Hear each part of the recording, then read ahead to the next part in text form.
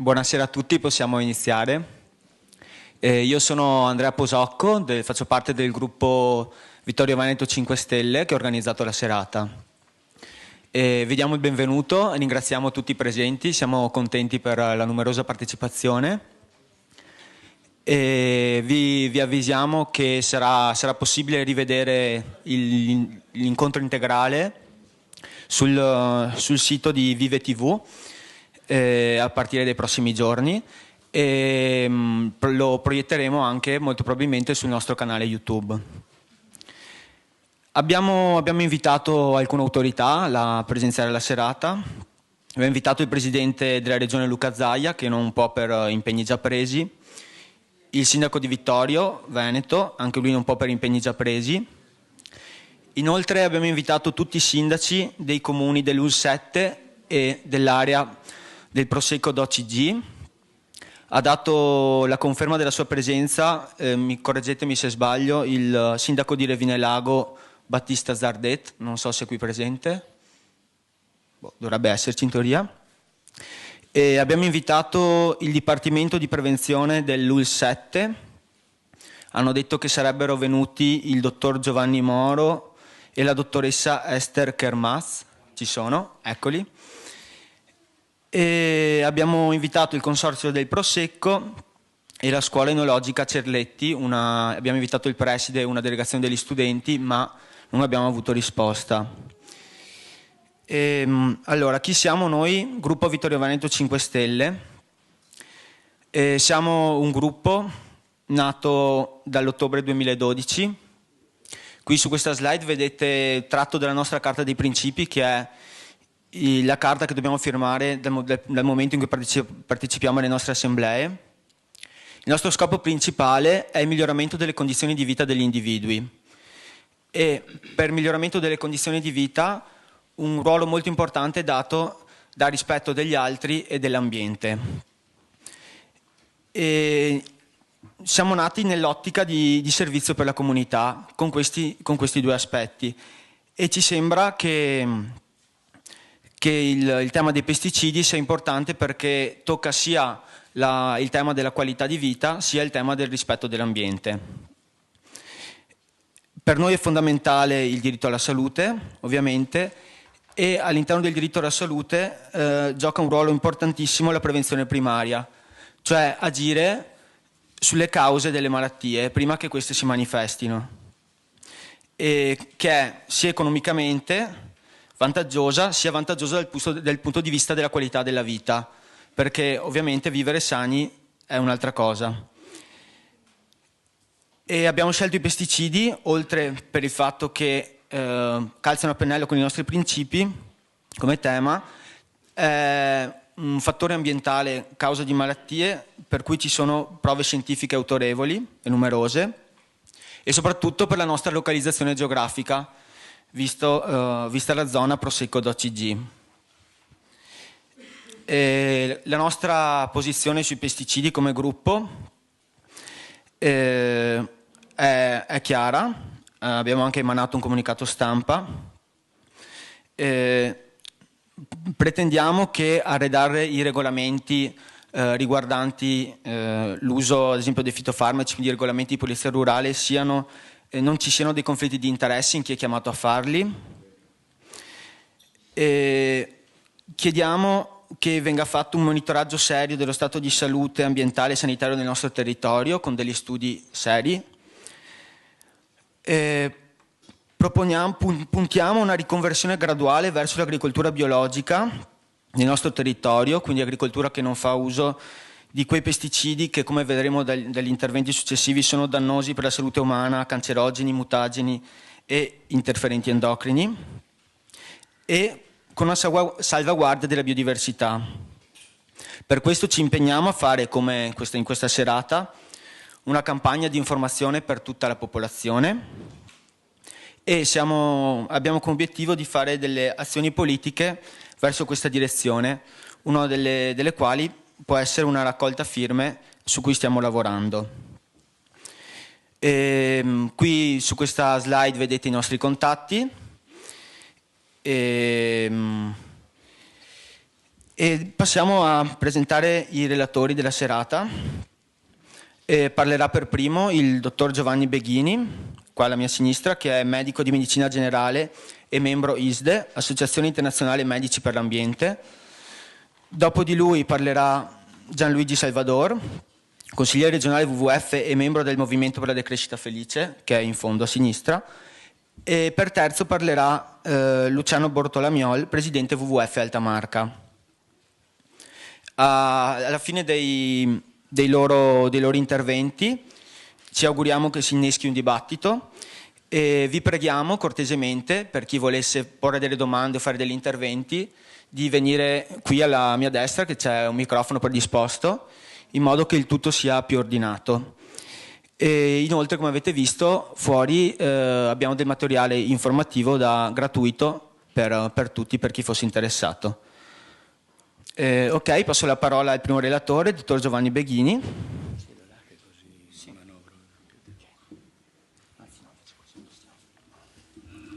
Grazie a voi, buonasera. La vostra presenza testimonia che ormai la sensibilità sul problema dei pesticidi è proprio patrimonio comune. Adesso è uscito, negli giorni scorsi, l'ultima indagine ISPRA sulle condizioni dell'acqua.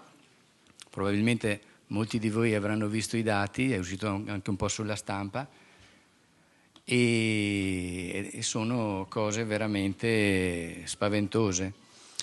Vi voglio presentare intanto la mia relazione. Avrebbe bisogno di molto tempo, di abbastanza tempo per essere esaustiva e dettagliata, però l'importante è che trasmettano delle informazioni e che poi ci sia magari un dibattito. Vi voglio presentare il logo che c'è in alto a sinistra, è quello di ISDE, che è l'Associazione Internazionale dei Medici in Difesa dell'Ambiente, che è un'associazione che esiste da una trentina d'anni in 35 paesi del mondo e il cui obiettivo è quello di selezionare tutte le notizie che riguardano i problemi ambientali e diffonderli tra i medici e attraverso i medici alla popolazione. Il logo in basso, invece a sinistra, è quello è il probabile logo di un nascente futuro coordinamento di movimenti che vogliono analizzare e studiare e cercare di eliminare, devo dire, i pesticidi intesi come sostanze chimiche che agiscono sulla salute. Mi sono fatto una scaletta, dovrei parlare delle cause. Vi voglio presentare anche il dottor Lorenzo Tomatis, che è stato il fondatore di ISDE, attraverso cui abbiamo imparato tutti, non è stato lui a inventarlo, il principio di precauzione, ma è stato quello che l'ha affermato, il principio di precauzione, che vuol dire che non si dovrebbero usare sostanze se non è dimostrato prima che sono innocue alla salute, e la dimostrazione deve essere a carico di chi le mette in commercio. E anche un'altra cosa importante che ci ha insegnato è che per tutti e per i medici 2 volte esiste il dovere di informare, che non si possono, non è etico occultare o mistificare le informazioni scientifiche che escono, devono essere a dominio di tutti. Attraverso questi principi si è sviluppata l'azione di ISDE, che è notevole in molti settori. Prima di iniziare voglio fare un raccordo semplice, molto semplice, che una fotografia di quello che dovrebbe essere l'agricoltura naturale. Cioè dovrebbe essere un ciclo equilibrato, autosufficiente e sostenibile. Con queste qualità, cioè autosufficiente e sostenibile, si può rappresentare un cerchio dove non vengono sprecate energie e dove esiste la possibilità di trasformare i contadini, come lo erano fino a 50 anni fa, in conservatori e protettori dell'ambiente e della natura, mentre adesso purtroppo vestono molte volte il ruolo di danno nella natura, dove le materie prime che erano usate erano la terra e la luce e i semi autoprodotti e il lavoro fisico, umano e animale, mentre adesso c'è bisogno di chimica, c'è bisogno di pesticidi, di fertilizzanti, di sostanze prodotte, di sostanze fossili per far funzionare le macchine e se vogliamo guardare la sostenibilità nel tipo di agricoltura naturale, che non vuol dire vecchia, potrebbe benissimo funzionare anche economicamente, anche adesso, non è una cosa obsoleta che è una roba di una volta che non si fa più, è fuori moda, è redditizia e utile anche attualmente l'agricoltura l'agricoltura naturale, diciamola così, o l'agricoltura biologica o come si vuol chiamare, l'agricoltura senza un uso della chimica come quello che si fa adesso. Per dire semplicemente, in questo tipo di agricoltura una quantità di energia fossile produceva 2 quantità di energia alimentare, mentre adesso per produrre una quantità di energia fossile ci vogliono per produrre 1,5 quantità di energia alimentare ci vogliono 10 quantità di energia fossile, tanto per inquadrare come mai come si è trasformata l'agricoltura pian pianino, senza che ci se ne renda conto, lasciando che le informazioni arrivino solo dai produttori di pesticidi, i venditori e così via, e lasciando e delegando tutta l'informazione in questa maniera, senza coltivare la professionalità dei contadini, si arriva facilmente a questo punto. A questo punto questo qua è il dato del 2007 che forse è un po', adesso l'ultimo anno deve essere 140.000 tonnellate, comunque gira lì intorno la quantità di pesticidi che si usano in Italia. Il Veneto e l'Emilia Romagna sono al primo posto, l'Italia in Europa è il 35% di tutti i prodotti europei sono usati in Italia, sono 5,5 kg per ettaro e 3 kg per abitante italiano, compresi quelli delle città ovviamente. È una quantità che poi porta a questa situazione qua. Questo è il dato del 2009, quello del l'ultimo uscito, quello del 2010 è sovrapponibile, anzi l'unica differenza è che il numero dei pesticidi trovati nelle analisi di laboratorio invece che 131 sono 155 e ancora vengono trovati, non so, magari l'avete letto, lo sapete già, ma ancora vengono trovati atrazina e simazina che sono da 20 anni fuori dal commercio e che è vietato la produzione e la vendita, e vengono trovati ancora. Questo vuol dire 2 cose. Primo, che probabilmente se ne produce e se ne vende ancora in qualche maniera sotto banco. Secondo, purtroppo, è che sono materiali persistenti, sono sostanze persistenti e che restano nell'ambiente più di quello che restiamo noi nell'ambiente. In un campione dell'ultimo, un dato che non c'era nelle analisi precedenti, in un campione di acque sono stati trovati fino a 23 pesticidi in un solo campione. È una situazione che se noi pensiamo che metà dell'acqua superficiale è contaminata, che l'80% delle acque superficiali, nell'80% c'è dentro glifosate, che probabilmente molti conoscono, è un diserbante che va per la maggiore, che va troppo per la maggiore proprio, l'80% delle acque ce l'ha, vuol dire che dappertutto c'è. Questo ho messo due discorsi a questo punto che non ho mai usato in una relazione sui pesticidi, ma tanto per fare la storia, per capire se la storia è sufficientemente didattica per noi o se ce ne dimentichiamo troppo. Abbiamo visto tante sostanze, qua ho parlato della diossina, il fumo di sigaretta per esempio è stato visto che è tossico già nel 1938, è stato dimostrato negli anni 50 che non era dalle aziende che producevano le sigarette, e sono stati fatti 1000 ricerche per dimostrare che non è tossico, che la colpa delle malattie era di altra cosa, finché negli anni 90 è stato riconosciuto tossico.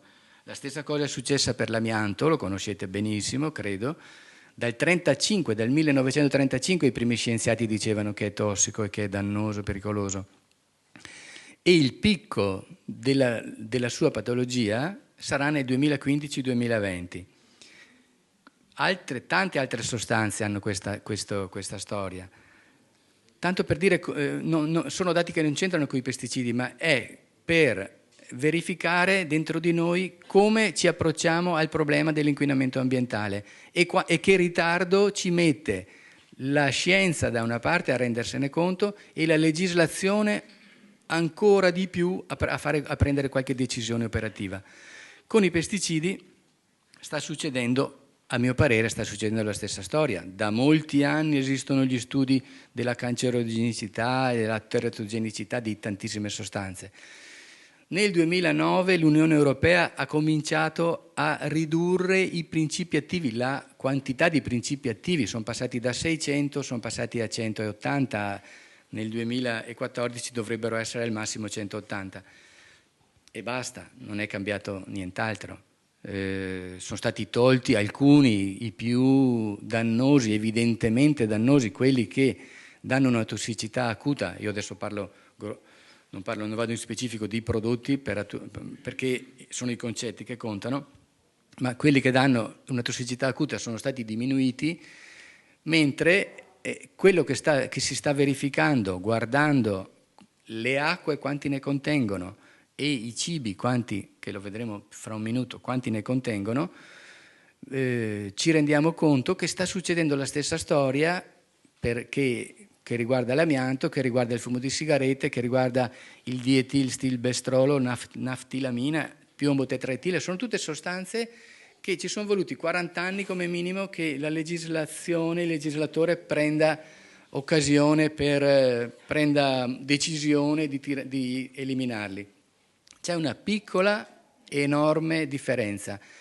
In tutti quegli altri casi le persone esposte erano qualcuno, chi lavorava nella fabbrica dell'amianto, chi abitava a Seveso, chi lavorava nelle fabbriche di etilstilbestriolo e così.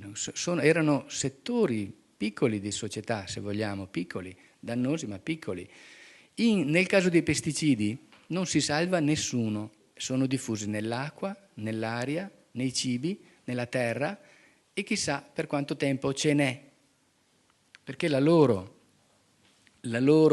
caratteristica principale è quella di essere persistenti nell'ambiente e di accumularsi nelle catene alimentari e di concentrarsi sempre di più che si va avanti nella catena alimentare. Vi mostro qua una diapositiva dell'uso della quantità di prodotti di fitofarmaci cosiddetti con una parola molto ingannevole, però è la parola che si usa in italiano, della quantità vendute nel Veneto. La provincia di Verona, che è la provincia più agricola, ne usa il 42%, la provincia di Treviso il 19% e il 20%, che è un po' più piccola.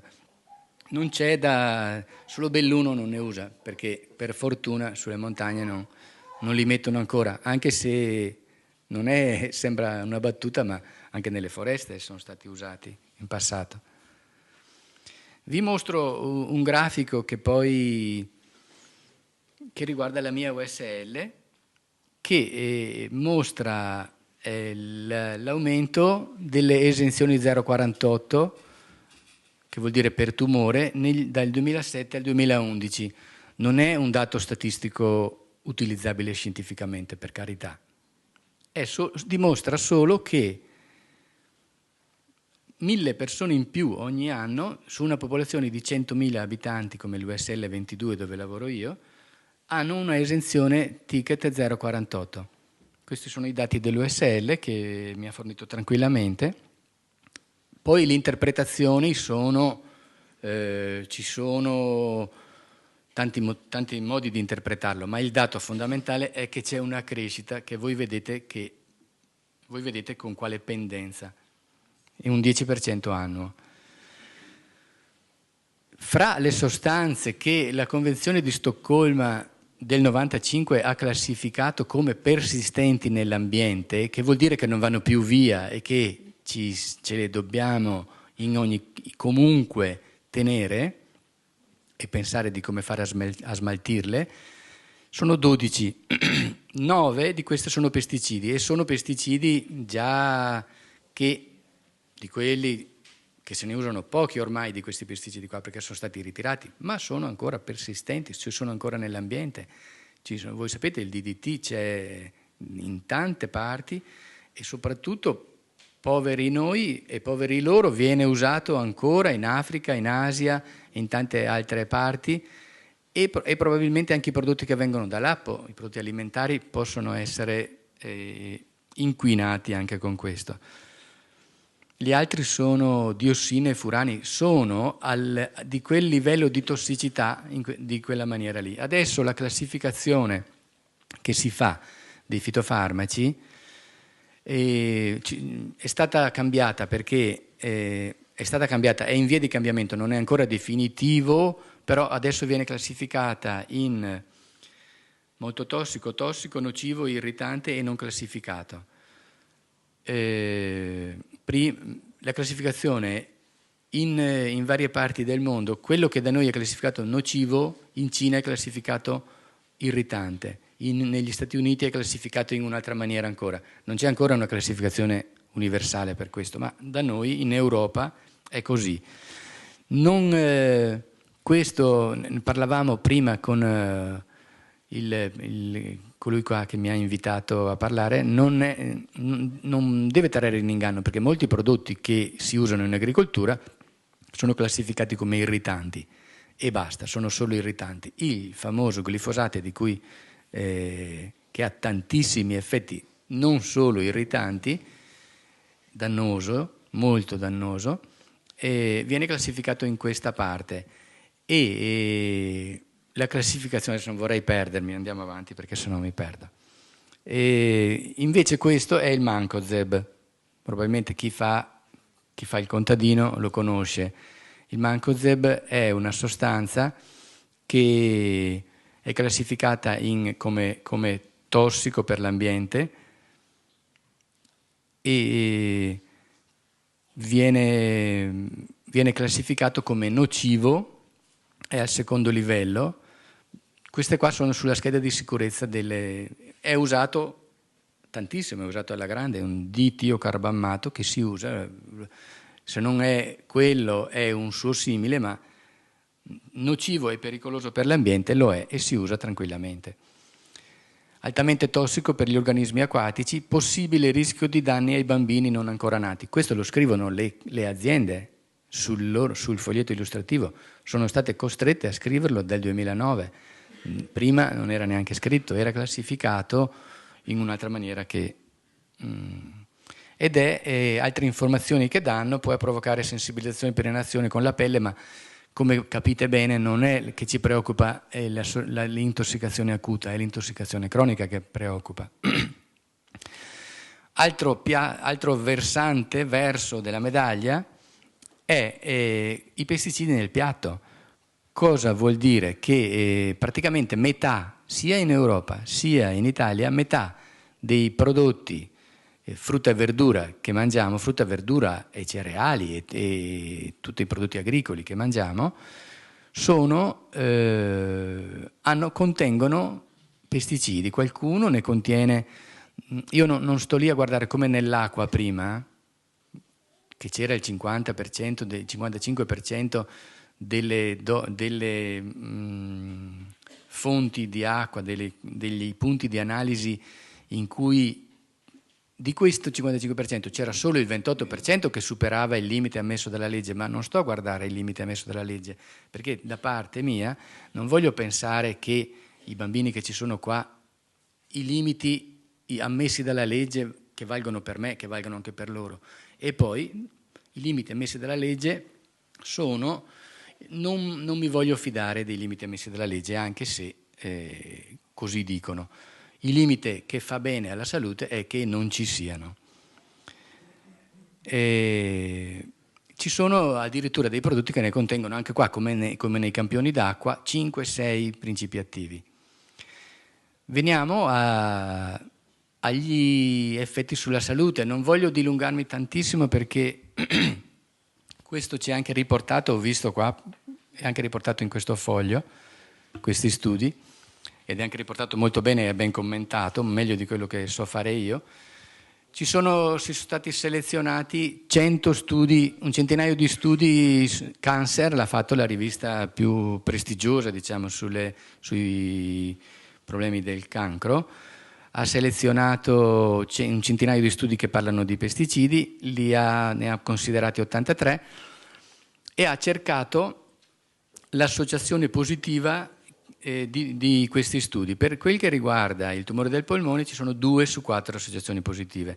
2 studi su 4 hanno un'associazione positiva. Per quel che riguarda il pancreas, 3 su 3, i linfomi, come vedete la parte principale, anche se il tumore del polmone è specificamente dato dal clorpirifos, però è quello che ha meno associazioni positive, mentre il tumore del pancreas, i linfomi, le leucemie, i tumori del cervello, i tumori della prostata, dello stomaco e delle rene, tutti gli studi presentati hanno un'associazione positiva con un'associazione positiva tumore e pesticidi. Il lavoro principale che è stato, su cui si basa la conoscenza scientifica e che ha fatto iniziare molti dei lavori è uno studio che è iniziato nel 1993 negli Stati Uniti, dove sono stati presi circa quasi 90.000 persone e sono state osservate e rilevato il loro stato di salute dal 93 fino ancora adesso, continua a dare notizie questo studio. E questo studio dà tantissimi dati, naturalmente. Dal 99 al 2003 si è cominciato a vedere determinare la mortalità e l'incidenza di cancro. Nel 2008 ci sono follow-up e continuano poi ancora altri follow-up. Qua mi è capitata dentro una diapositiva che non c'entra, caso mai ne parliamo dopo. Ecco, questi sono le sostanze, anche qua, questi sono studi che derivano da quello. Vedete tumori dell'apparato linfopoietico, del colon, del retto. L'atrazina e il glifosate non hanno nessuna associazione positiva, secondo questo studio. I carbammati, che sono come il mancozeb, il melanoma, il tumore del polmone, il colon e del tumore del colon. Effetti non cancerogeni, ci sono anche effetti non cancerogeni, soprattutto di malattie neurologiche degenerative, Parkinson, Alzheimer, sclerosi laterale amiotrofica. Effetti genotossici sono ben visti e studiati. Altra famiglia di fitofarmaci sono gli organofosforici, che sono il clorpirifos, quello che si usa, gli insetticidi organofosforici, che danno tumori praticamente polmone, colon, retto, leucemia, tutte le sedi dell'apparato linfoemopoietico. Gli organoclorurati, retto, polmone, melanoma, leucemia. Il tumore della prostata è stato studiato, il dato più rilevante che ho visto è stato questo dato strano che a un certo punto in Francia, questo qua è un articolo del 2000 mi pare, di Belpomme e Irigari, che sono il direttore dell'Istituto di Sorveglianza Sanitaria francese. che ha visto una rilevanza, una frequenza di tumore della prostata in Martinica, dove viene usato ancora un certo pesticida che in Francia non si usa più, c'è una incidenza di tumori della prostata da organoclorurati molto alta. Qua ancora qua parla di Parkinson. Il Parkinson è stato riconosciuto in Francia come una malattia professionale fra i contadini, in più di un caso. In Italia non si è ancora fatto niente di simile, però è stato dimostrato e anche i giudici l'hanno riconosciuto. Nello studio precedente, quello dell'American Health Study, abbiamo visto che ci sono bambini che hanno avuto linfomi non Hodgkin quando i genitori erano stati esposti a pesticidi in generale, la leucemia anche la stessa cosa, sia le più gravi se l'esposizione era fatta nel periodo preconcezionale o nel periodo gestazionale, e anche i tumori dell'encefalo sono stati trovati in bambini in cui i genitori erano stati esposti a pesticidi. Questo è uno studio anche molto interessante, Agopian si chiama, non lo pronuncio sicuramente bene, ma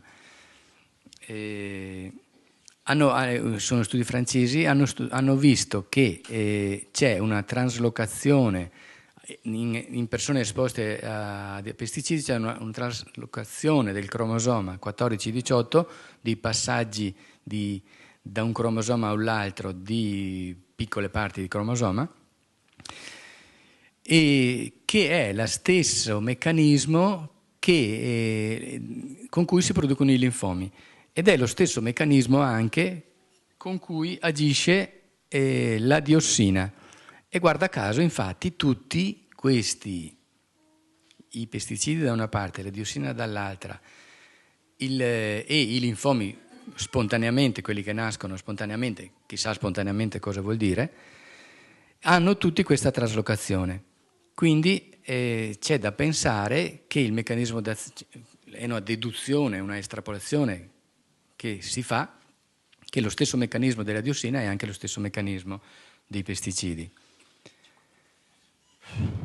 Va bene, devo fare molto veloce, vi do una bella notizia. In Svezia erano usati pesticidi nelle foreste, dicevo, sono stati tirati via, e da allora è diminuito di molto la quantità di linfomi, sono diminuiti dagli anni 70, è l'unico paese del mondo in cui c'è una curva inversa, un'incidenza che diminuisce.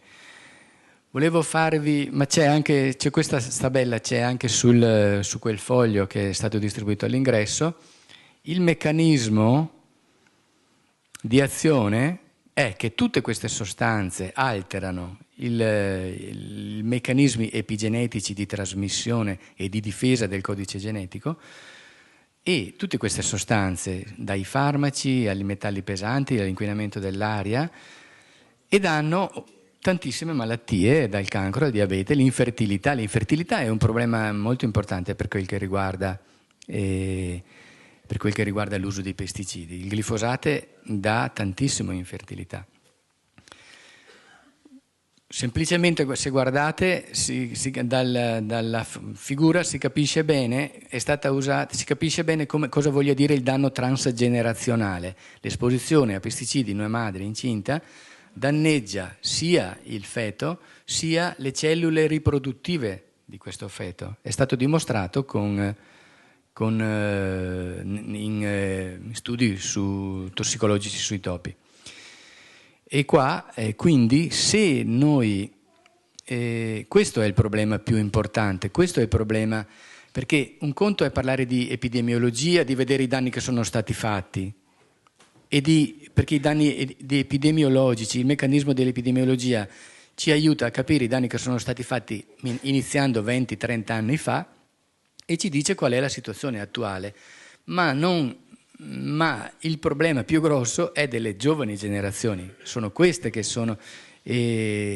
allora da un certo punto bisognerebbe fare un'epidemiologia di generazioni, però arriveremo sempre quando i danni sono stati fatti.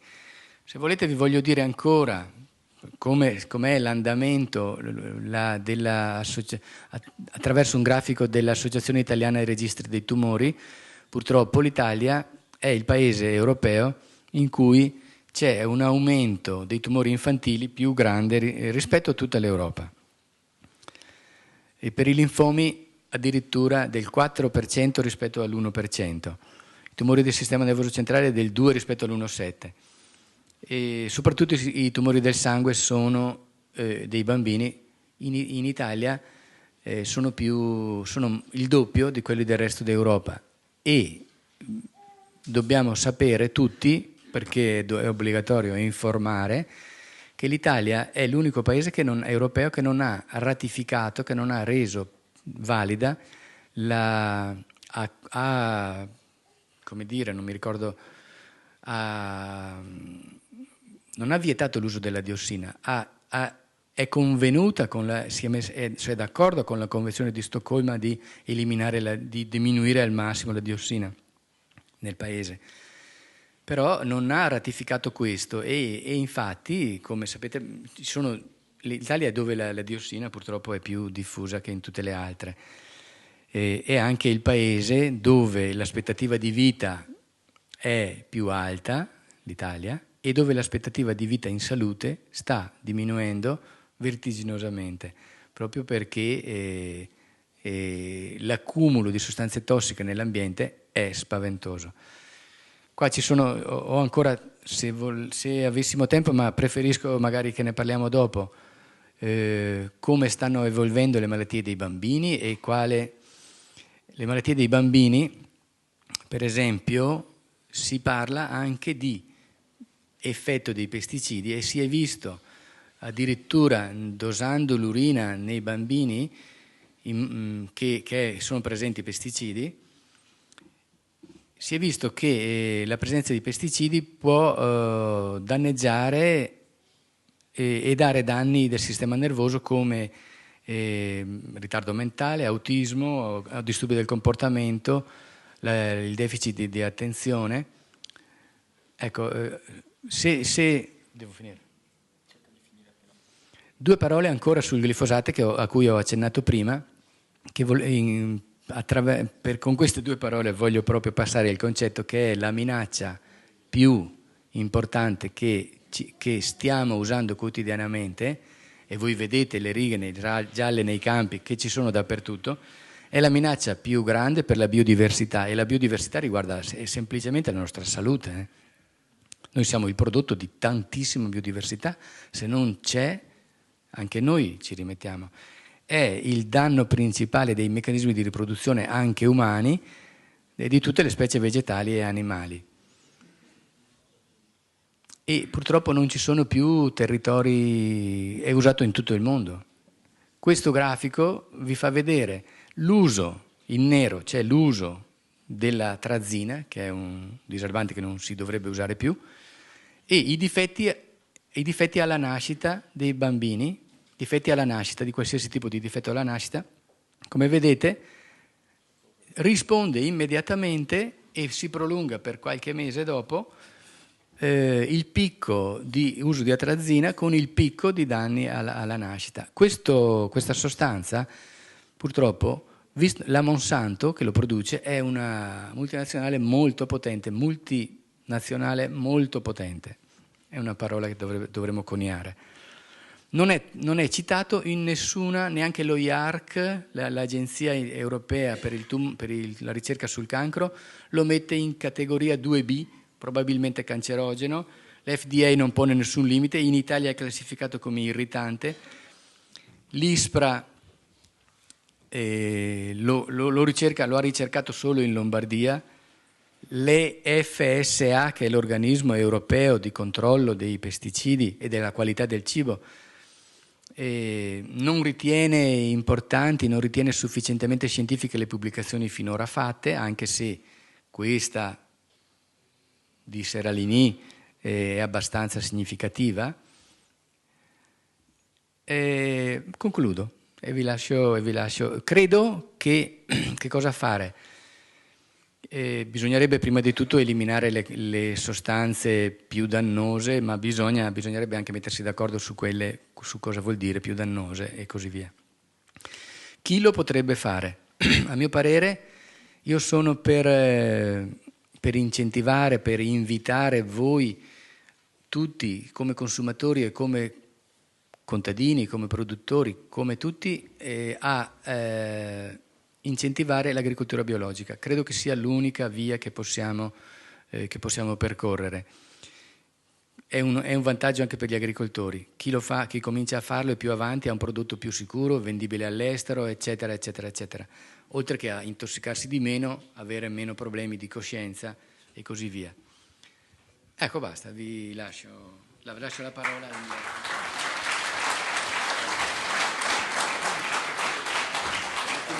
Sì. Grazie, ringraziamo Giovanni Beghini.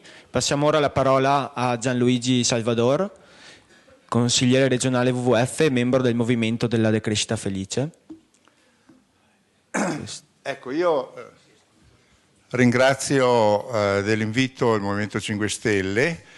È un movimento col quale ci troviamo in sintonia perché abbiamo fatto praticamente insieme, o almeno hanno aderito molte volte alle nostre iniziative, e da quanto ho sentito nella premessa di questa sera siamo anche in sintonia sulle proposte per quanto riguarda la tutela dell'ambiente, la biodiversità, l'utilizzo del principio di precauzione e l'analisi su quanto si deve fare per quanto riguarda i pesticidi.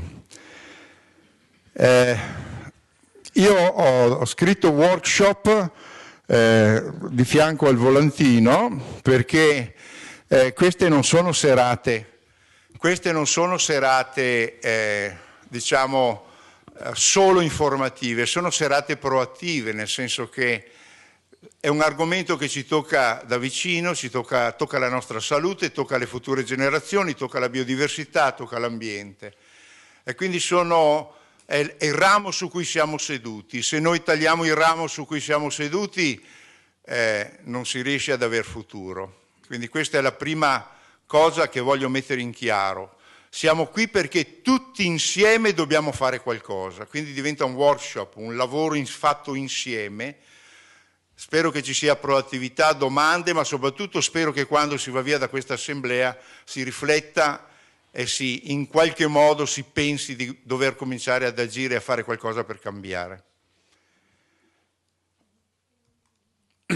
Abbiamo distribuito un manuale per difendersi dai pesticidi, ne abbiamo stampate 40.000 copie, stanno praticamente in esaurimento, adesso le stiamo finendo, lo aggiorneremo con i dati del 2012 che sono spaventosi sull'incidenza, più 6,9% quest'anno, su incidenze tumorali, neoplasie, maligne e tante altre informazioni che abbiamo messo, diciamo, è sponsorizzato dall'ISDE, eccetera, da tante altre associazioni. Ho distribuito un libretto della mia casa, questo è il libretto della mia casa che ho fatto con un approccio ecosistemico, diciamo, che non guarda solo all'abitare ma anche al vivere, perché non possiamo avere una casa sana e poi affacciarci al balcone e morire avvelenati. Questo è il problema, quindi è un ecosistema che deve essere tutelato. Non è sufficiente fare bioedilizia, occorre fare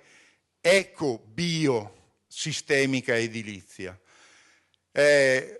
Stamattina siamo andati a mettere un po' di manifesti alla Prosecchissima che si farà a Miane, quella corsa di mountain bike che faranno domenica prossima, e abbiamo voluto mostrare che esiste anche un miglioramento della situazione da mettere in atto, con un messaggio chiaro, che è la nostra strategia. Noi stiamo spingendo da anni perché tutta la DOCG Prosecco passi al biologico o quantomeno ai metodi naturali. Non c'è alternativa per il futuro, perché l'alternativa è quello che vi ha detto il dottore, un po' alla volta. Poi vedremo anche i dati spaventosi del trend. Se noi andiamo avanti con questo trend di incidenza tumorale, fra 20 anni praticamente siamo tutti ammalati di tumore. Questo è un dato oggettivo, non si scappa da questo, senza lasciare da parte tutte le altre malattie che sono l'Alzheimer, il Parkinson, le allergie, l'MCS, eccetera. Io parlo solo di neoplasie maligne, da una situazione spaventosa. Quindi biodiversità è vita, la biodiversità è il paesaggio. Benetton parla tutto il giorno di paesaggio, ma non lo fa, lo intende sempre come percezione antropocentrica. Noi pensiamo che il paesaggio debba essere una interpretazione biocentrica. Dobbiamo considerare una realtà visiva, armonica, equilibrata nell'ottica di tutte le specie che sono indispensabili alla sopravvivenza dell'uomo. Una città urbana non è paesaggio, è morte, è cemento, è asfissia, è un equilibrio naturale paesaggio, e quindi dobbiamo rivedere anche questo concetto in tutta la sua interezza. La missione del WWF, vedete, costruire un futuro e vivere in armonia con la natura è molto impegnativo. Niente è tanto potente quanto un'idea il cui tempo è venuto. Ebbene, questa crisi è una crisi irreversibile perché è una crisi ambientale per mancanza di risorse. Quindi sfocia adesso come crisi economica in primis, come crisi sociale, ma è profondamente una crisi ambientale perché dal 98 sostanzialmente la natura non è più in grado di fornire servizi sufficienti per assorbire inquinamento e darci risorse per vivere. Abbiamo bisogno alla data di un pianeta e mezzo, quindi dobbiamo tornare indietro fino ad arrivare a un sistema in equilibrio, un sistema, come si dice, stabile, stabilizzato, che necessiti di un pianeta per poter vivere. E qui c'è tutto il messaggio del movimento della decrescita, e in parte buttato avanti anche nel programma di Beppe Grillo, dove si comincia a parlare di sobrietà, si comincia a parlare di giustizia sociale, si comincia a parlare di rispetto della natura e rispetto soprattutto della vita e dell'ambiente. Parliamo un po' di agricoltura biologica. L'agricoltura biologica è nettamente diversa dal punto di vista concettuale dell'agricoltura convenzionale. Io ho voluto rappresentare con queste due frecce il concetto perché l'agricoltura convenzionale mette a disposizione, vedete, dei prodotti, volontariamente si utilizzano con dei limiti più o meno diciamo regolamentati in modo approssimativo, e alla fine si fanno dei prodotti e il prodotto viene verificato se c'ha dentro i veleni e non li ha dentro, è una certificazione di prodotto. L'agricoltura biologica invece cosa fa? Dà delle specifiche di produzione, quindi la differenza parte dalla testa, dà delle specifiche di input, cioè di cosa si deve usare esattamente, verifica il processo di produzione e alla fine quel processo garantisce dei prodotti buoni e sani se le specifiche vengono rispettate. Ecco, quindi è tutta un'altra cosa dal punto di vista della qualità. Da una parte si controlla alla fine, nell'agricoltura biologica si controlla all'inizio e durante il processo, è tutta un'altra cosa. Quindi sappiamoci regolare anche dal punto di vista qualitativo. Questa è la nostra strategia, è una strategia semplice che vogliamo chiarire e siccome sulla salute non si tratta, perché non è che ne abbiamo tante di vite e di salute, va bene? A questo punto noi diciamo chiaramente, siamo in una situazione di lotta integrata, approssimativa, che prende dal mercato i pesticidi che ci sono, velenosi, dimostrati pericolosi da centinaia, migliaia di studi. A questo punto noi diciamo, di questi prodotti tossici nocivi come si fa attualmente, dobbiamo proteggere da questi pesticidi, dobbiamo proteggere i centri abitati, le abitazioni isolate, le scuole, le proprietà private, le coltivazioni biologiche, che sono difficilissime da portare avanti quando si buttano i pesticidi intorno e perdono talvolta anche la certificazione per le derive, strade turistiche, agriturismi, piste ciclabili. Noi quando utilizziamo questi pesticidi dobbiamo mettere i cartelli e avvisare che trattamenti, adesso non lo si fa ma lo vorremmo chiedere, nei paesi civili lo si fa, mettere il simbolo di tossicità col teschio o la croce, definire i tempi di decadimento e mettere il tipo di pesticida irrorato. Noi vorremmo che ci fosse tutto questo controllo, che non c'è neanche attualmente nel regolamento attuale, perché mettono solo un cartellino, vorrebbero metterlo. È chiaro che se si vuole entrare nell'UNESCO non si può tappezzare le nostre colline con i teschi dappertutto. E allora cercano di non farlo questo discorso, ma lo dovrebbero fare perché le persone devono sapere che in quel momento e per quel periodo si buttano via i pesticidi mortali, pesticidi dannosissimi. Noi invece diciamo una cosa semplice: tagliamo il male alla radice, via tutta questa porcheria che ci sta uccidendo, e diciamo passiamo ai livelli di tossicità irritanti e non classificati, togliamo il patentino a tutti i viticoltori, cioè che impedisca di andare a comprare i pesticidi tossici e nocivi, come è successo su 9.000 ettari e 6.000 viticoltori in Trentino, ma in tutti i biodistretti della Toscana, eccetera, eccetera. E a questo punto abbiamo un ambiente che non ha più bisogno di difendersi da tutte queste situazioni assolutamente impossibili. È una cosa semplicissima. Esiste un regolamento europeo che dice: andiamo e possiamo fare l'agricoltura biologica. Noi abbiamo 50.000 ettari nel Veneto di viticoltura biologica, per esempio, che produce tranquillamente, ha un mercato che cresce del 20% all'anno e chi la fa sta bene e chi è nel territorio con quell'agricoltura sta bene. L'agricoltura biologica che sia rispettosa di un ciclo e che ha tantissimi vantaggi, qui non li elenco perché il tempo scorre, però c'è tutta una serie di analisi comparate che danno le infinite vantaggi, perché guardate che i costi esterni che producono questi avvelenamenti in termini di falde acquifere, malattie, guardate che un malato di cancro costa da 15.000 a 200.000 euro curarlo per un ciclo di cancerogenesi, quindi non è che sia gratis, e chi lo paga? La collettività, perché lo 0,48 fornisce le medicine gratuite, quindi costi altissimi esterni sui quali la politica deve fare dei conti precisi e non prende mai in considerazione. Perché noi abbiamo una sanità che sta fallendo? Ma perché chiaramente le malattie croniche stanno andando su a morire. Ogni malato costa sempre di più, ma se noi non invertiamo questo trend, chiaramente la sanità andrà a ramengo. Anzi, è già mezza fallita perché c'è il quarto debito regionale d'Italia nel Veneto, quindi non c'è problema. Andiamo avanti.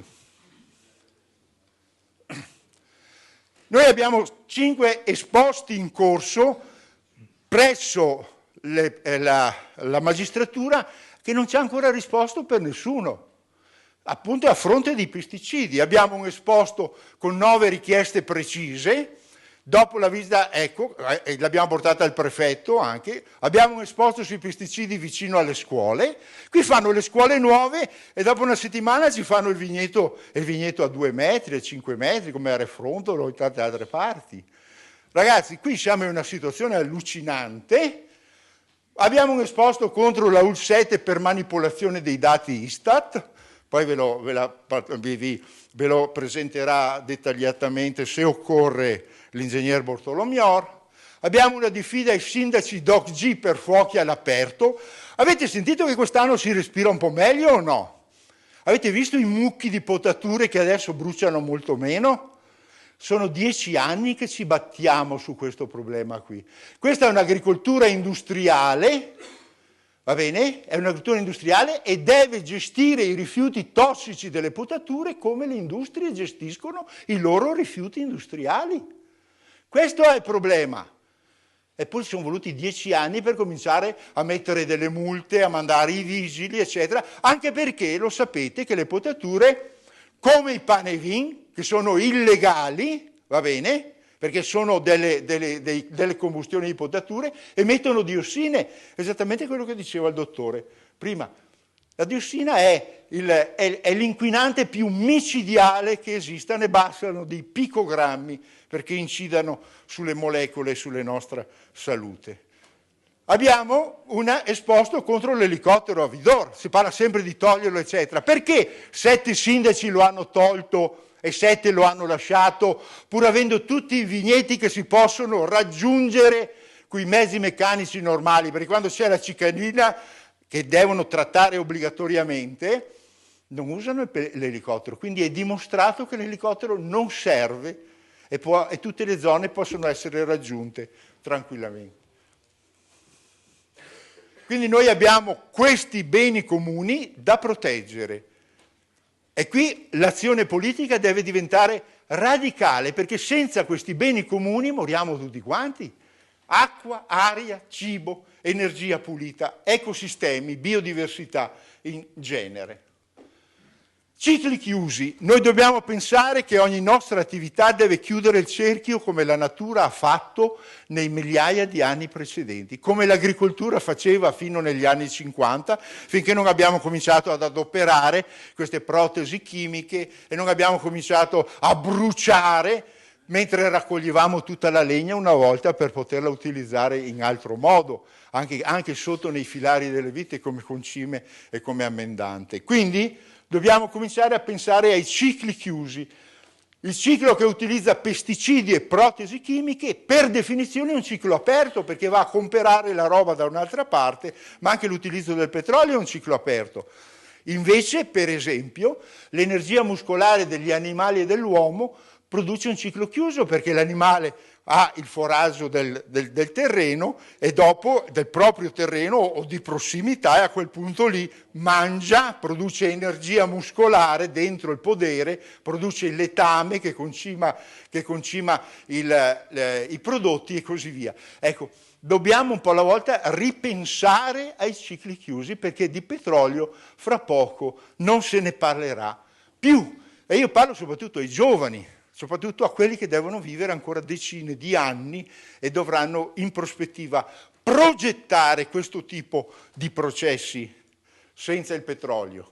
Questo è il ciclo dei pesticidi, vedete, è un ciclo diciamo che quando li buttiamo in acqua scendono, poi in parte si ricompongono, entrano nella catena alimentare, eccetera. Questo ve l'ha detto il dottore. Questa è la scala di accumulo a cui ha accennato il dottor Beghini, di accumulo delle diossine, in questo caso è il DDT, che è sempre della famiglia delle diossine, che si accumula nel nostro grasso, parte dall'erba, dalle alghe, che vengono mangiate dal pesce, un pesce viene mangiato da un altro pesce, e più si sale e più c'è l'accumulo della diossina, finché i carnivori finali, quelli che mangiano tanta carne come nel nostro caso, ne hanno a tonnellate. Ecco perché è pericolosissimo, anche si trova spesso nel latte materno la diossina che viene trasmessa, perché noi siamo l'ultima scala dell'accumulo di questa materia liposolubile. Parliamo un po' della nostra zona. La nostra zona nel 2010 c'è stata una programmazione regionale che ha deciso di, perché altrimenti il Friuli avrebbe tolto il nome Prosecco al Veneto, hanno deciso che il Friuli in tutte le sue 4 province avrebbe potuto produrre su 3.500 ettari massimo il Prosecco DOC. Vedete, questo è il Friuli, anche Trieste può produrre il Prosecco DOC, e poi le altre 5 province italiane, vedete, venete, per 16.500 ettari complessivi, escluso Rovigo e Verona, che sono qui sotto. Bene, quindi noi abbiamo un potenziale di 20.000 ettari che ormai sono coperti, che producono Prosecco DOC. Dentro questa regione c'è l'enclave, vedete, della DOC G Prosecco, che è piccolina, e della DOC G Asolo, che ha 24 comuni, quindi noi abbiamo 14 comuni e la DOC G Asolo che ne ha altri 14. Questa è un po' la situazione. Quindi adesso siamo sostanzialmente saturi, però ne sta venendo fuori da tutti i buchi che approvano ancora, per esempio l'altro giorno è venuto fuori che stanno approvando altri 500 ettari per fare nuovi vigneti nel Veneto. ZAI ha dato l'autorizzazione. Questa è la situazione quindi. Bene, le crescite in questi ultimi anni di monocultura sono spaventose, guardate, dal 2004 4.300 ettari siamo andati al 2011 che era già saturato con tutto 6.100 ettari a più 40%, diciamo in un po' di anni. Quanti anni? 6-7 anni, vedete, più 40%, le bottiglie più 77%. Quindi a questo punto voi dite, si continua a crescere, si continua ad abbattere boschi, si continua a dire che i boschi hanno invaso le colline, eccetera. Ebbene, noi cominciamo a pensare che questa monocultura sia veramente un problema grossissimo per le future generazioni. Partire dalla meta, cosa vuol dire? Vuol dire che noi dobbiamo cominciare a pensare di più alla salute e alla biodiversità, che sono i due valori fondanti e condizioni di sopravvivenza. La salute è lo stato completo benessere fisico, mentale e sociale del singolo e della collettività. Questa è la definizione di salute. Quindi è mentale e fisico, perché se abbiamo un ambiente brutto, un ambiente malsano, un ambiente disagevole, anche dal punto di vista psicologico non c'è salute, perché si creano delle alterazioni anche ambientali e di vita. L'articolo 14 della Costituzione dice che il domicilio è inviolabile. Ebbene, la deriva per definizione è incontrollabile, qualsiasi nebulizzazione è incontrollabile, perché l'aria non può confinare su una parete ideale queste particelle che vengono e che in gran parte, quando sono piccole, diventano subito pulviscolo perché seccano e vanno in centro a Conegliano e vanno dappertutto. Quindi è assolutamente pervasivo il discorso della deriva. Quindi il domicilio in questo caso non è più inviolabile. Io ho delle rotture di diritto dal punto di vista della violazione di domicilio. C'è il discorso della Costituzione, tutela la salute come diritto fondamentale, e su questo noi ci stiamo battendo tantissimo. La libertà personale è inviolabile, eccetera. Ecco, articolo 16 della Costituzione: ogni cittadino può circolare e soggiornare liberamente in qualsiasi parte del territorio nazionale, salvo le limitazioni che la legge stabilisce in via generale. Noi, quando abbiamo i trattamenti con i pesticidi e abbiamo quei cartelli sul teschio e non possiamo attraversare un territorio, secondo voi va contro l'articolo 16 della Costituzione o no? Ebbene, la 128, la legge sui pesticidi, perché si chiamano pesticidi, poi ci sono i prodotti fitosanitari che toccano l'agricoltura, i biocidi che ammassano le zanzare, eccetera, però il termine della direttiva è pesticidi, va bene? A questo punto dice chiaramente che bisogna proteggere i gruppi vulnerabili, che sono l'insieme delle persone anziane, delle mamme incinte, dei bambini e delle persone a rischio ed esposte permanentemente a questo tipo di trattamenti, che sono poi gli stessi operatori agricoli, oppure gli agriturismo che stanno in mezzo obbligatoriamente in mezzo ai vigneti, eccetera. Ebbene, questi gruppi devono essere protetti, ma quando si muovono nel territorio, se hanno le limitazioni delle derive, non si rispetta l'articolo 16 della Costituzione. Si ha la violazione di un diritto costituzionale. Noi chiediamo ai sindaci che venga fatta la mappatura di tutti i percorsi ciclabili, di tutte le aree, gli agriturismi e le case che sono confinanti con i vigneti che vengono trattati non in modo biologico. Ebbene, avreste tutto il territorio praticamente segnato. Questo dice la legge. Perché non applicano questo tipo di principio e di esecuzione nel nostro regolamento? Noi abbiamo chiesto di entrare nel regolamento per svilupparlo insieme e gente piena di conflitti di interesse ce lo ha impedito. Andiamo avanti. Questa è una tabella molto grave che dice in sostanza: l'agricoltura in questo periodo è l'unico campo che si sta allargando, dove le persone stanno andando. Allora, perché? Una cosa semplicissima, perché attualmente sapete che grazie all'economia del petrolio a basso prezzo abbiamo una struttura sociale che è completamente alterata. Vedete, adesso non lo vedete da lontano, ma ve lo leggo: abbiamo il 72% di persone occupate nei servizi, il 4% nell'agricoltura, il 26% nell'industria. Nel 1950, vedete, la percentuale era capovolta, e tutti gli anni precedenti la percentuale era capovolta. Cioè, i servizi devono sgonfiarsi terribilmente, perché quando non ci sarà più energia a basso prezzo si dovrà andare a cercare la produzione di ricchezza reale dove tutte le civiltà del passato l'hanno trovata, cioè nel settore primario, che è l'agricoltura. Non c'è altra soluzione.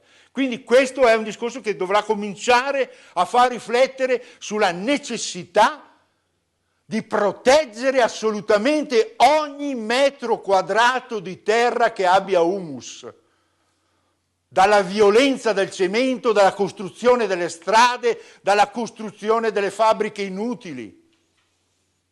Questo è il messaggio forte che dobbiamo dare. E qui guardo i giovani. Qualche minuto, purtroppo vado avanti e allora mostro un po' di dati. L'acqua sana, il percolamento in falda dura 100 anni e più prima che arrivi giù. Ecco perché si parla di falde superficiali e di falde sotterranee. E ci troviamo a Trazzini, eccetera. Questo qua è lo studio, vedete? Qui sono 100 anni di un pesticida buttato via in un certo periodo e ci mette 100 anni a percolare in falda. Non vi mostro l'ISPRA perché ve l'ha già mostrato il dottor Beghini, però vi mostro che il Veneto, vedete, è il consumatore più forte per ettaro di pesticidi, con 12 kg per ettaro, il più grande in assoluto. E non solo, ma c'è un dato che dice che nella UL 7, nell'ultimo rapporto del FAS che abbiamo ricevuto con grande fatica, va bene? Ecco, i pesticidi tossici, più che tossici, sono aumentati del 500%, 520% e i tossici del 90%, mentre sono diminuiti gli altri. Però i tossici e più che tossici sono aumentati di questa dimensione. E allora poi ci meravigliamo se ci sono un po' tutti gli effetti. Questo è il nostro panorama tipico che lo troviamo in questo periodo.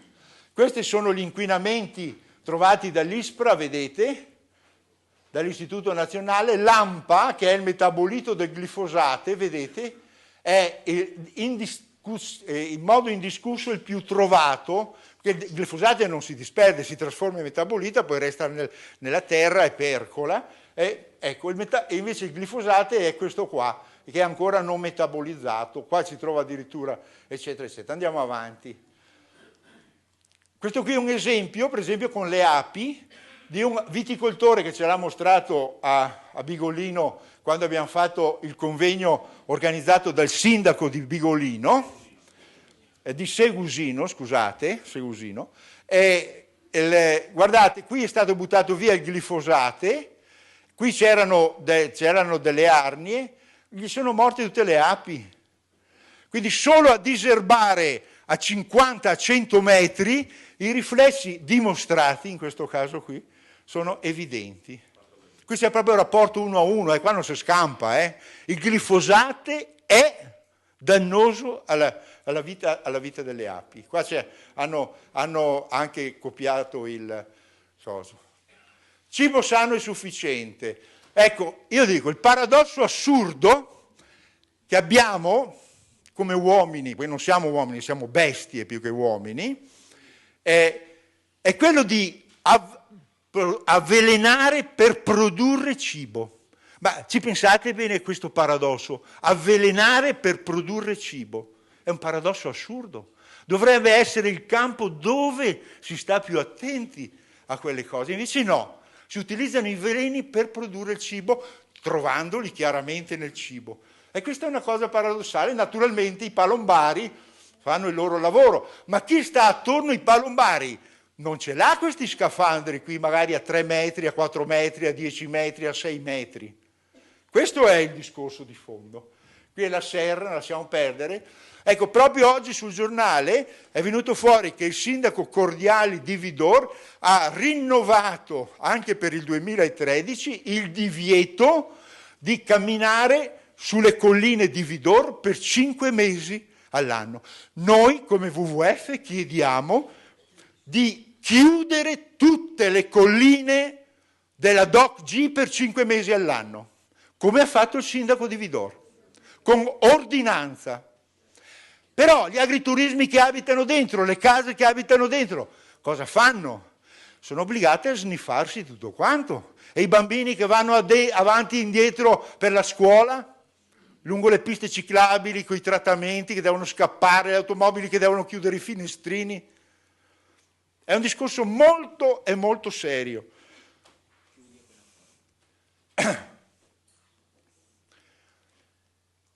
Vado avanti. Questo dimostra che in seguito alla spollonatura un agricoltore, vedete, alla sfogliatura, un agricoltore, mentre una popolazione ha, questo è un indicatore di inquinamento, l'IETU per grammo di creatinina, con diverso grado di esposizione, quando va a fare la sfogliatura si innalza terribilmente questo indicatore di inquinamento nelle urine. Quindi, ecco, gli altri, e questo invece è quando usa le maschere, qui è quando usa le maschere a questo livello, quando è senza maschera a questo livello nelle urine. Questo è quanto vi ha detto il dottor Beghini. Noi abbiamo una speranza sana di vita in crescita, ma abbiamo una speranza di vita in crescita, ma una speranza sana di vita che dal 2003 è calata spaventosamente, tant'è vero che adesso siamo sotto la media europea. Questi sono dati Eurostat. Speranza sana di vita vuol dire che siamo tutti più vecchi e più malati, ci tengono in piedi con lo stecchetto, con 10 medicine e con tutto il resto.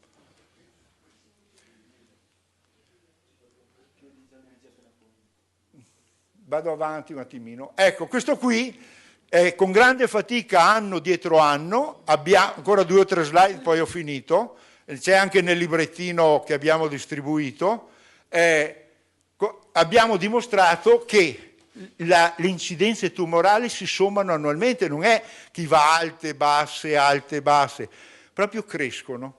E ognuna di quelle è sofferenza, è paura, è disagio, è costi soprattutto anche per la sanità.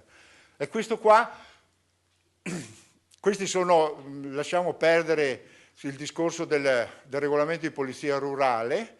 Ecco, questa qui è una simulazione. Se noi andiamo avanti con questa media di incidenze tumorali, nel 2032, cioè fra 20 anni, vedete, abbiamo sostanzialmente, no, questa qui è l'altra tabella che mostra, scusate, che mostra che i molto tossici nella UL7 sono aumentati del 520%, i tossici del 90%, era quello che avevo detto prima.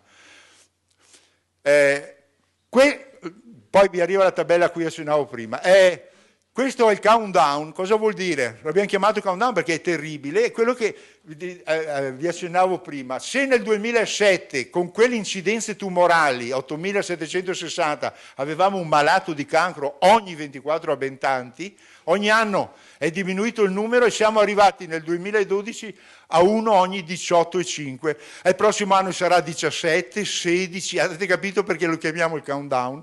E fra 20 anni praticamente siamo in una situazione micidiale. Eccolo qua, questa è la tabella che vi dicevo prima, al 5% nel 2032 siamo un malato ogni 7 persone, se andiamo al 7%, quest'anno eravamo media del 6,9 di incidenza tumorale nel 2012, arriviamo a 1,4,8. Vado avanti, cerco di chiudere. Perché arrivo alla proposta finale, penultima slide, è stato fatto uno studio in Trentino sul residui da pesticidi per 5 anni, vedete, nel primo piatto hanno trovato il numero medio di fitofarmaci rilevati nelle portate, nel primo piatto anno dietro anno hanno trovato questa percentuale, lo 0,5, diciamo uno sì e uno no, contorno lo stesso, nella frutta hanno trovato un pesticida 1,5, 1,2 eccetera per ogni portata di media, e sul vino 1,2, 0,9, 1, sostanzialmente tutto il vino aveva anno dietro anno una media di un pesticida per ogni consumo. Qui lo stesso, tutti i pesticidi trovati nei vari anni, i tipi di pesticidi trovati nei vari anni di quell'analisi. Arrivo alle richieste che voglio fare, perché qui questa sera ci sono anche delle istituzionali. Noi siamo molto chiari su questo discorso qui, perché siamo cittadini che pagano le tasse, va bene? E hanno le istituzioni che sono i nostri dipendenti, perché è un pezzo imparato da Grillo questo, è un pezzo che dico loro vivono perché noi paghiamo le tasse, va bene? Sono lì per questo. Allora noi facciamo delle richieste precise e chiediamo questo. Istituzioni sanitarie, l'UL7, l'USL8, l'USL9 e l'ARPAV, sindaci compresi, perché sono loro i responsabili in base all'articolo 32 della Costituzione, che devono proteggere la nostra salute. Attenzione, sono i sindaci, non è l'USL. L'USL è un braccio tecnico, è il sindaco il responsabile della salute. Bene, allora i sindaci compresi si prendano carico da subito di trovare le cause che generano l'aumento del trend delle incidenze tumorali. Cioè, io voglio capire, visto che paghiamo con le nostre tasse queste istituzioni, da dove vengono i problemi perché noi abbiamo questo aumento del 6-7% all'anno di incidenza tumorale. Voglio capirlo. Se no vanno a casa. Vuol dire che non sono in grado di gestire il futuro sanitario della popolazione. 2.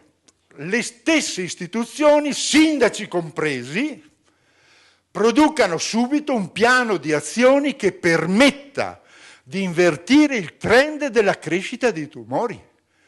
O stiamo a guardare? È sufficiente un'analisi delle urine fatta in silenzio? L'avevamo chiesta noi l'analisi delle urine, Perché non ci hanno coinvolto? Perché non ci hanno proposto il metodo? Perché non hanno detto che tipo di campioni volevano fare? Perché non hanno detto qual è il loro campione di raffronto? Avremmo potuto discuterne e capire che era una roba seria. Invece non sappiamo niente. Facciamo 400 analisi di urine, le preleviamo, scartiamo questo, prendiamo quell'altro, non si sa bene, letti sui giornali. Questa è la situazione. E intanto la gente sta soffrendo, sta ammalandosi. Ecco, io ho finito. Grazie.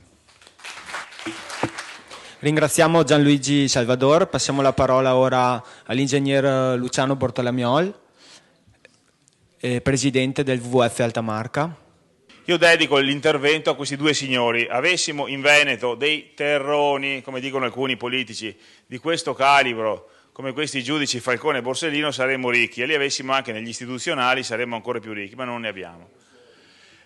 Questo è un indiano, c'è una frase simpatica, vi dice: vi è molto di strano, di folle nella vostra civiltà, come pazzi voi uomini bianchi correte dietro al denaro finché non ne avete così tanto da vivere abbastanza a lungo per spenderlo. Cioè fatturano certi cantinieri 20-25 milioni di euro, non che basta, bisogna disboscare ancora. Da sudditi a cittadini. Io reputo questa serata, è triste dirlo, inutile se andate a casa tranquilli e beati. Dovete andare a casa incazzati neri e con la volontà di difendere quei bambini che ci sono sul carrozzino, perché noi abbiamo una grossa responsabilità.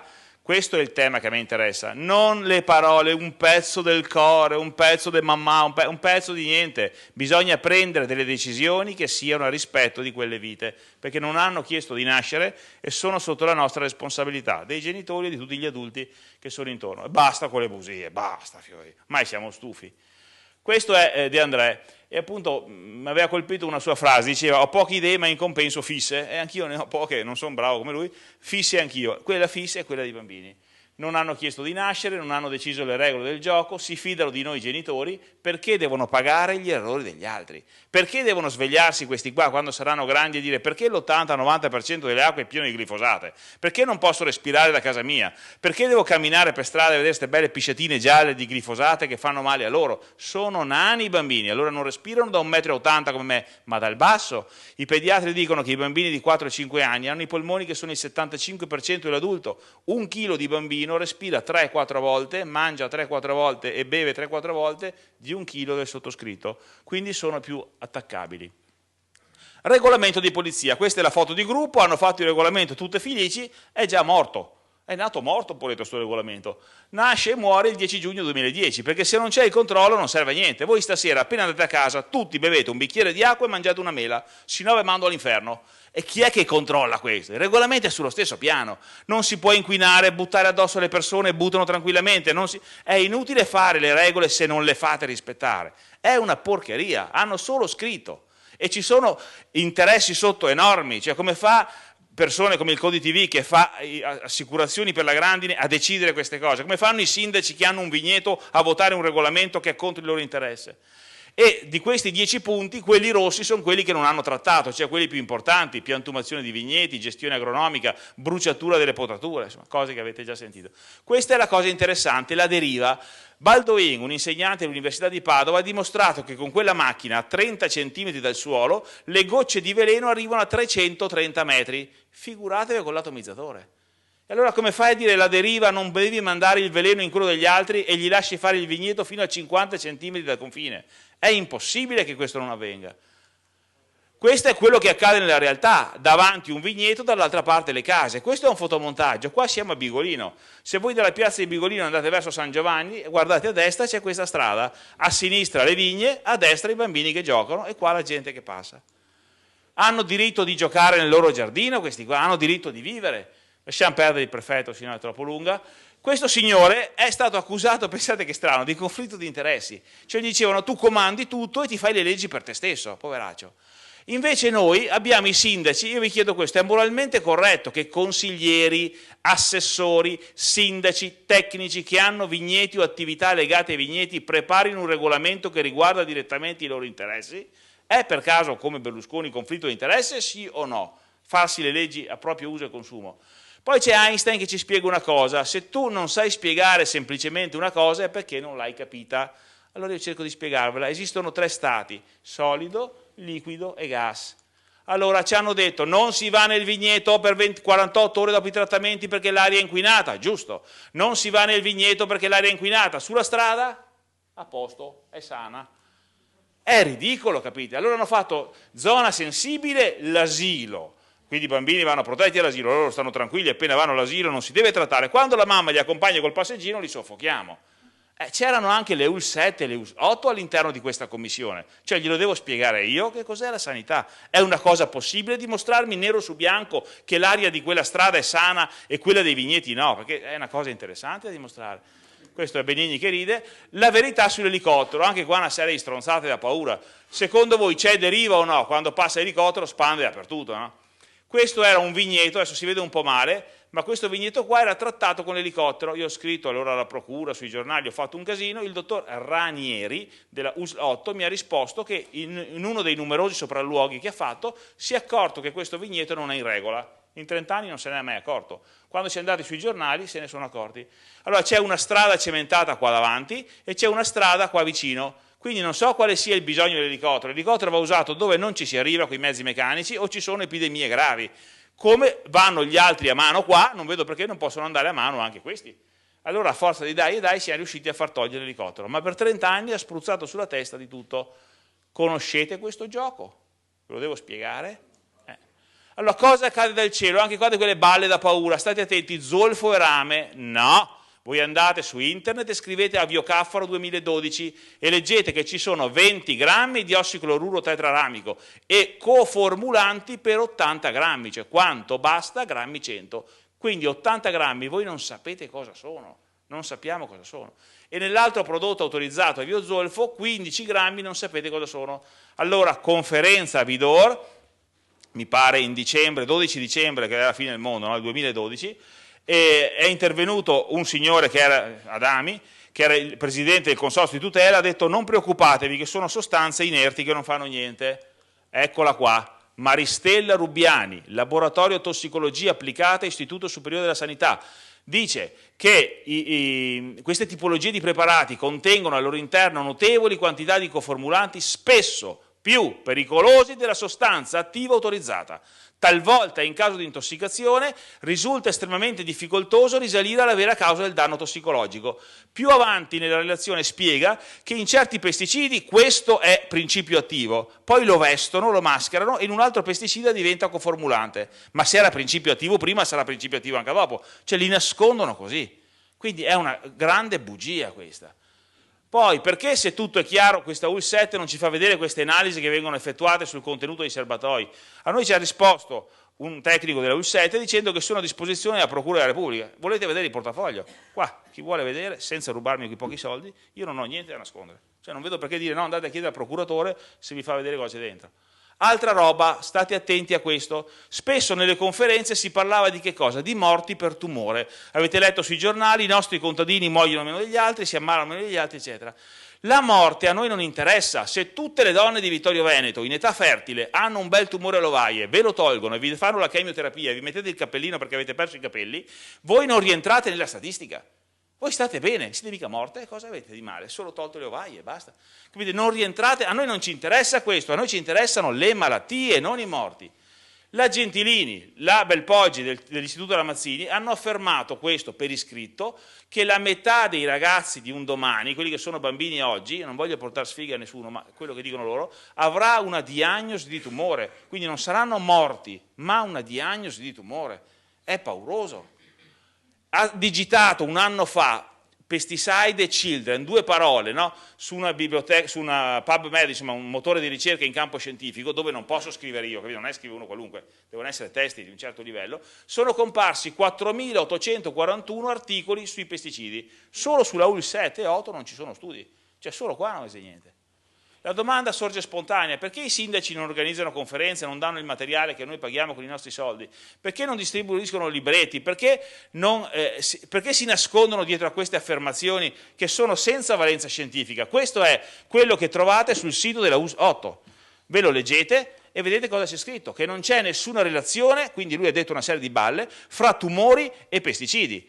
Questo è lo studio che dopo vi farò vedere, questa è la lettera che hanno scritto i due ospiti di stasera, il dottor Moro e la Kermaz, ai preti, e dicono più o meno la stessa cosa.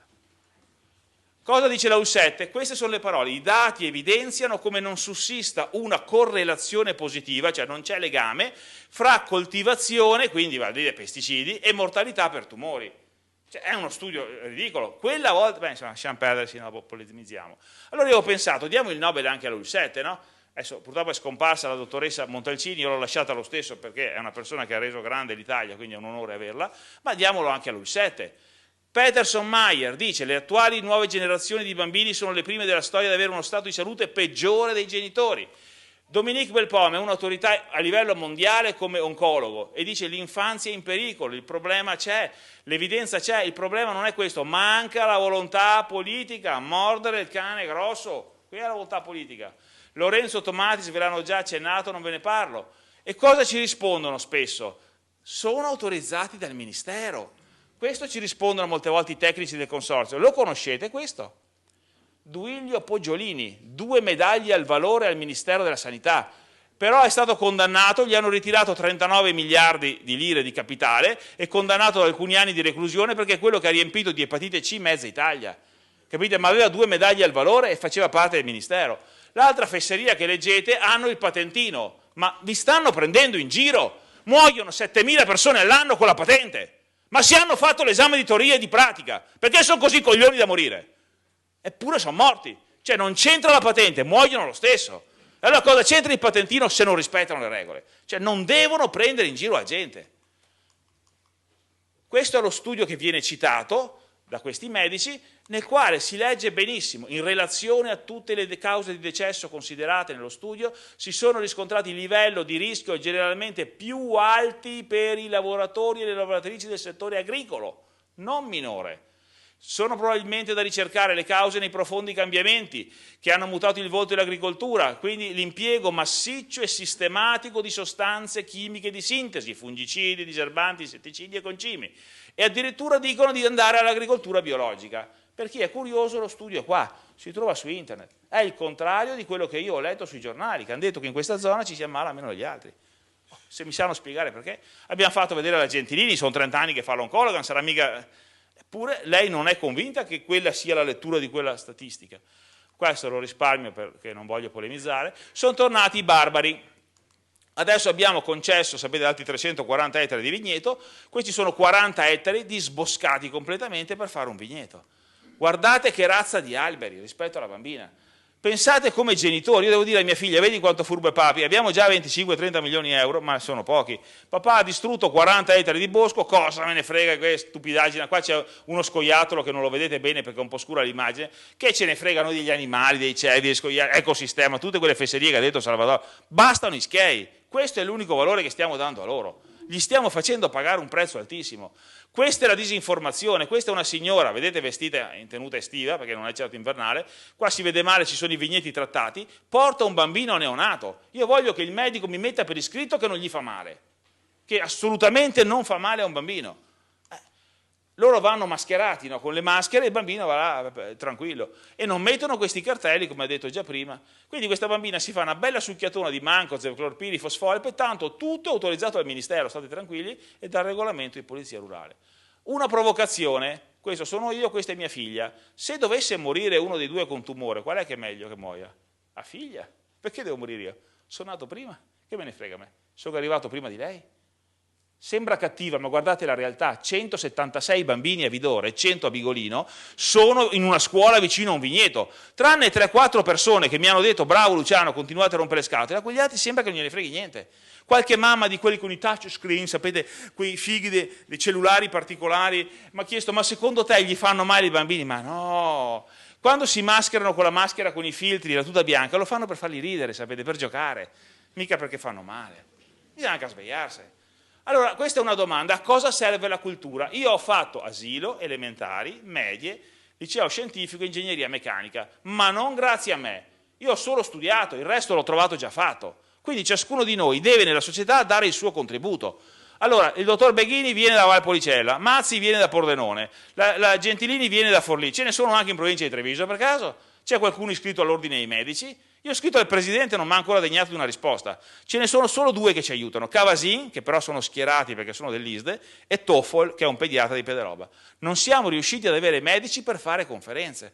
Cioè, c'è, capite, un freno sopra, a mio avviso, pauroso su queste cose. Eh sì, che dovrebbe essere piacevole, no? Informare gli altri su queste cose. Vi faccio capire chi è la Monsanto. Siamo nella guerra del Vietnam, buttano i defoglianti, adesso lasciate perdere i numeri, e che cosa fanno? Nascono questi bambini. Se c'è qualche donna che alza la mano e dice lo vorrei io un figlio così, voglio vedervi. Scrivono con i piedi, a quel bambino poverino ha gli stessi diritti che ho io, ma non ha le braccia, non ha le gambe. Quest'altri vedete che hanno dei problemi, anche l'altra ha dei problemi, questo addirittura ha 2 teste. Questo è quello che ha fatto l'agente Orange, che è il padre del glifosate. Secondo voi la Monsanto, quando li ha prodotti, sapeva cosa facevano? Intanto defogliavano e quindi distruggevano un ecosistema, ma questo non ce ne frega niente. 2, defogliavano per ammazzare delle persone, ma questo non gliene frega niente. Adesso sono diventati buoni, adesso vi vogliono bene e fanno tutti i prodotti che fanno tanto bene alla natura. E la gente continua così. Non ho gene essiccante, sparisce subito, è biodegradabile. Avete visto che è sul 90% delle acque dei prelievi? Non so. Adesso addirittura quelli che li ammazzavano, cioè gli americani, e quelli che venivano uccisi, i vietnamiti, sono insieme contro l'agente Orange. Qua lasciamo perdere. Quello che vuole la Monsanto, che cos'è? Il potere sul cibo, capite? Semi e insetticidi e il glifosate, insomma, il diserbante, in modo da avere il potere su quello. Il petrolio non gliene frega niente. Noi lo spandiamo lungo le strade, nei bei vigneti che avete visto prima, poi lo troviamo nel pane, lo troviamo nel latte, nel formaggio che mangiamo delle pecore e via discorrendo. Questi sono dati che vi ha fatto vedere il medico. Questo va bene, lascio perdere, se no polemizziamo troppo, questa era una bella immagine. Questa è una cosa cattiva, non si possono portare i turisti a fare le gite sulle colline, a Vidore hanno chiuso le colline e invece con San Martino tutte pulite. Cioè freghiamo i turisti in questa maniera qua, capite? Non è onesto, perché il turista disinformato è il turista fregato. Noi prepariamo il glifosato in questa maniera, con la maschera, con i filtri, con la tuta, con i guanti, e loro vanno a correre.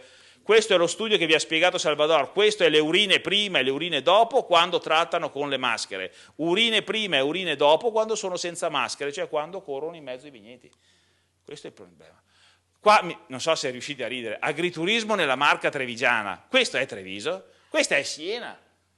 Almeno cioè, fate i seri, capite? Come dire, io sono una bella donna bionda, mi chiamo Gigia, non so se ci credete, fioi. Questo invece è Marca trevigiana, qua siamo a Valdobbiadene, bello agriturismo, contorniato di vigneti, con l'orto dentro i vigneti. Ci andate a mangiare voi però là, io non ci vado.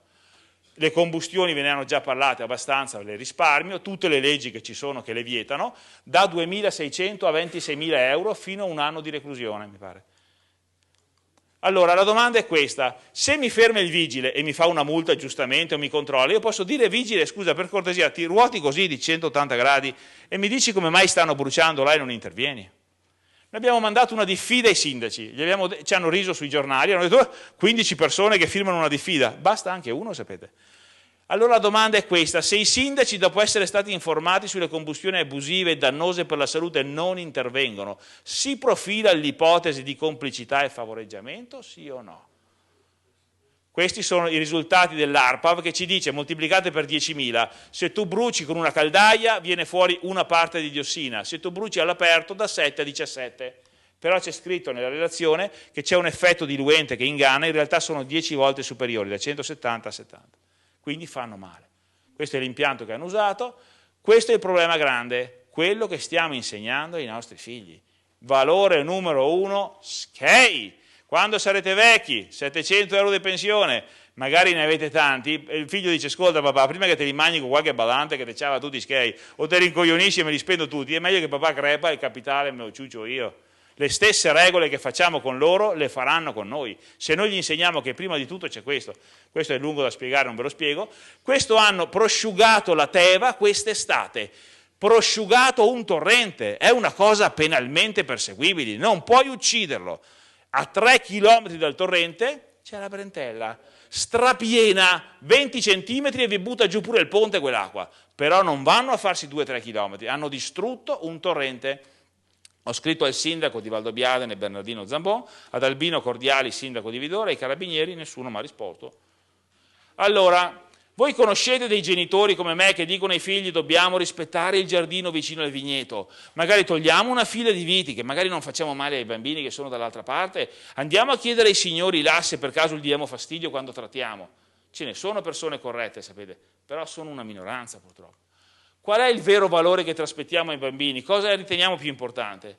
Credo in un solo Dio, il denaro. Questo è quello che noi gli insegniamo. Allora voi pensate, il Prosecco si vanta sui giornali che fatturano 420 milioni di euro e via discorrendo, ma è un ruggito da pecora, no Leon? Non sono capaci di togliere questo filare di viti a 50 centimetri dalle elementari di Bigolino. Quando avrò l'onore di leggere un articolo della UIL 7 o 8 che condanna questa cosa o che mi scrivono non fa male. Usare Mancozeb, Folpet, clorpirifos, glifosate vicino a bambini non fa male, luogo, data e firma. E io lo accetto. Io credo non faccia bene. Si stanno impiccando, c'è gente che è senza lavoro, sti 400 milioni di euro sapete meglio di me quasi esentasse, non fatemi fare troppe parole. Perché non passiamo all'agricoltura biologica che dà lavoro? Non meccanizzarla, sfalcio meccanico dell'erba, non il diserbo chimico, potatura manuale, non meccanica con quelle braccia automatiche, la raccolta manuale, il compostaggio delle potature, in modo da dar lavoro anche agli altri, dividere anche con gli altri in posti soldi. Quanti ne volete avere? Quando avete 100, 200 mila euro, basta 300, 400, sempre più ingordi. E così si creerebbe benessere anche per gli altri e benessere sano. Qua ragionano così, io non so come ragioni la Coldiretti, la CIA. Allora, in Veneto solo uva, Salvador, invece in Puglia solo olive, in Sicilia solo arance. Può essere un ecosistema, può essere una roba intelligente, neanche all'asilo non ragiona così. Combustioni, lasciamo perdere, ne abbiamo parlato finché volete di PM10. Domanda semplice, io credo in Dio, sono cristiano e sono in un istituto religioso, mi pare. Può questo prete benedire, significa dire bene, una combustione illegale di rifiuti agricoli sanzionabile da 2.600 a 26.000 euro e con un anno di reclusione? Può farlo, è un bel gesto, teme più la croce che ha sul petto. Anche qua, davanti a dei bambini dare fuoco, cioè non è una grande immagine secondo me. Questi sono i fumi che faranno male ai bambini, questo è il piedino, vedete, di un bambino nella pancia della mamma, questo l'avete già visto che fa i bingo, 3 piccioni con una fava, con la diossina colpisci 3 soggetti. Un'altra cosa seria, non è una combustione abusiva, produce diossina, l'Avis, vi sembra che sia una bella cosa? Help for Children, AIDO, vi sembra che debbano promuovere queste cose? Si può fare una combustione intelligente, si compra legna buona, non occorre fare un cumulo di 18 metri come accade, un fuocchetto simbolico e si impara a stare insieme. Poi mi fa ridere una cosa, posso farvi ridere?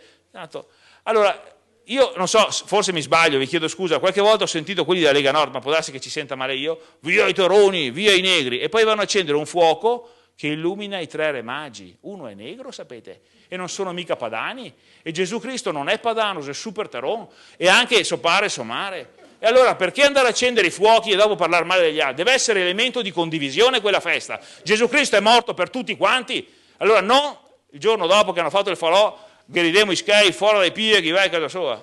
Cercare di essere coerenti, o diglielo già subito.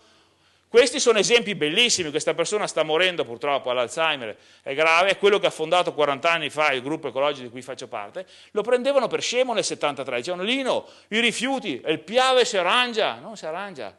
Chi di voi, non ci sono qua di 80 anni, ma se voi ne conoscete, ma anche chi ne ha 60, 70, anche Salvador, quando è nato non è che la mamma gli dava lo yogurt, gli dava la bustina con la Nutella, ti preparava le patatine fritte della Pai, allora non c'erano questi rifiuti, queste sostanze.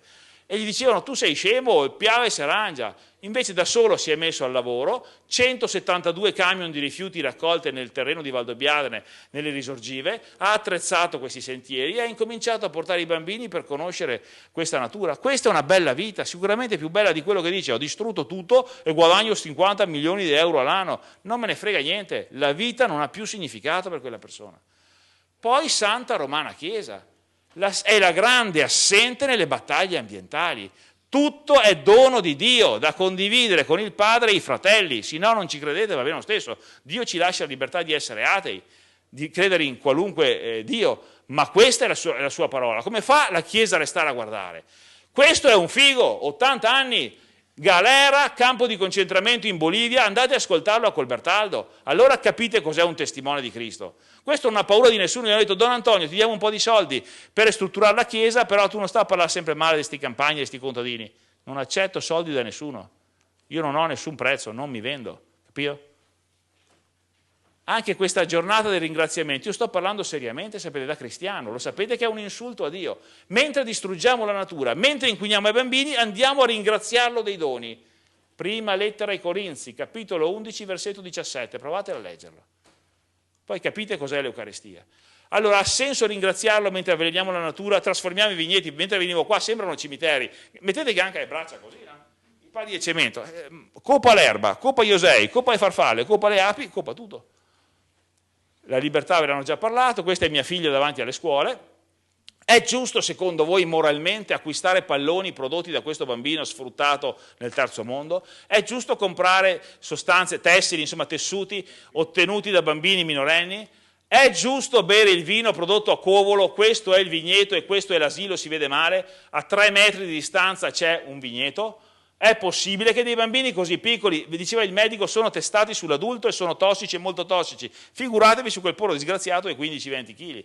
Allora non bevete il vino che viene da Covolo, non bevete quello di Valdobbiadene, non bevete quello di Vidor, finché non c'è qualcuno che ha il coraggio di schierarsi, a dire vieni a vedere il mio vigneto, niente glifosate, cerco di usare meno pesticidi possibili, non li butto addosso agli altri, allora dovete acquistare. Il potere ce l'abbiamo noi consumatori, ma non a partecipare ai mostri del vino che non sapete cosa bevete in questo periodo. Ci sono preti coraggiosi, Don Tonino si faceva chiamare fratello vescovo, che è morto di cancro qualche anno fa. Leggete, Dio che diventa uomo vi faccia sentire dei vermi ogni volta che la carriera diventa idolo della vostra vita, il sorpasso progetto dei vostri giorni, la schiena del prossimo. Questi sono preti, questo gli hanno sparato mentre celebrava la messa, questi sono sacerdoti. Anche padre Alex Zanotelli, Una piccola riflessione da cristiano, io non sto giudicando nessuno, sto parlando del peccato e non del peccatore, stiamo attenti a non cascarci. Questo è Gesù Cristo, senza croci d'oro, senza cappello strano, senza anello. Io vedendo lui mi viene in mente il ricco Epulone, c'era un uomo ricco che vestiva porpora e bisso facendo festa ogni giorno. Quel signore che è sulla croce non è sceso a patti con Ponzio Pilato, non ha firmato accordi Stato e Chiesa, non ha chiesto l'8 per 1000, non ha chiesto l'esonero dall'IMU, non aveva case e terreni, non aveva anello d'oro, mitra e vestiti, l'unico mezzo era l'asino. Dobbiamo ricordarcelo, questo è il risparmio. Alla fine chi pagherà tutto sono loro, questi bambini. Per quello è grave l'assenza della Chiesa, perché chi reputa che quelle vite sono un dono di Dio deve essere il primo a essere testimone, non a lavarsene le mani. Qua c'è la lettera del Vescovo.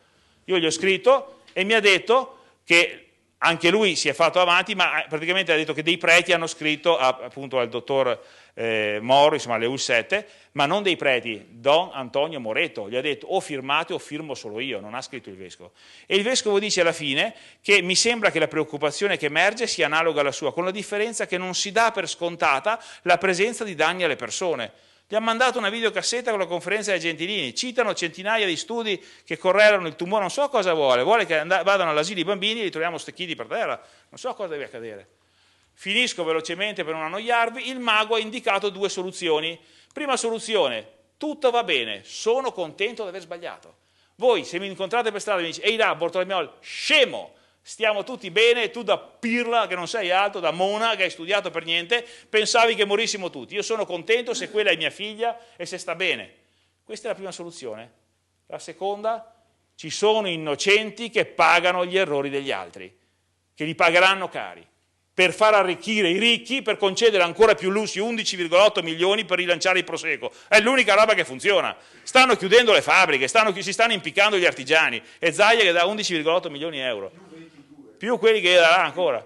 Allora non vogliamo togliere i filari dalle scuole, non vogliamo rinunciare all'atomizzatore, non ci interessano le persone che vivono vicino ai vigneti, non ce ne frega niente dei medici, di quello che dicono, bene. Questo è un esempio di una mamma, cioè di un bambino che è morto di leucemia, e vedete che la mamma tiene pulita quella stanza ogni giorno con il televisore, con tutti gli oggetti che aveva. Io finché ho fiato, le mie mani con quel sangue non le sporco, voi fate quello che volete. Ringraziamo anche Luciano Bortolamiol e ora diamo spazio al dibattito. Dovrebbero esserci dei produttori biologici in sala e c'è il microfono lì se vuole fare l'intervento. Intanto volevo complimentarmi per la serata, per questi temi a me molto cari, no? Che ci hanno spinto come azienda molti anni fa, e cerco di portare una testimonianza un po' che ha seguito quelle che sono le indicazioni della serata, no?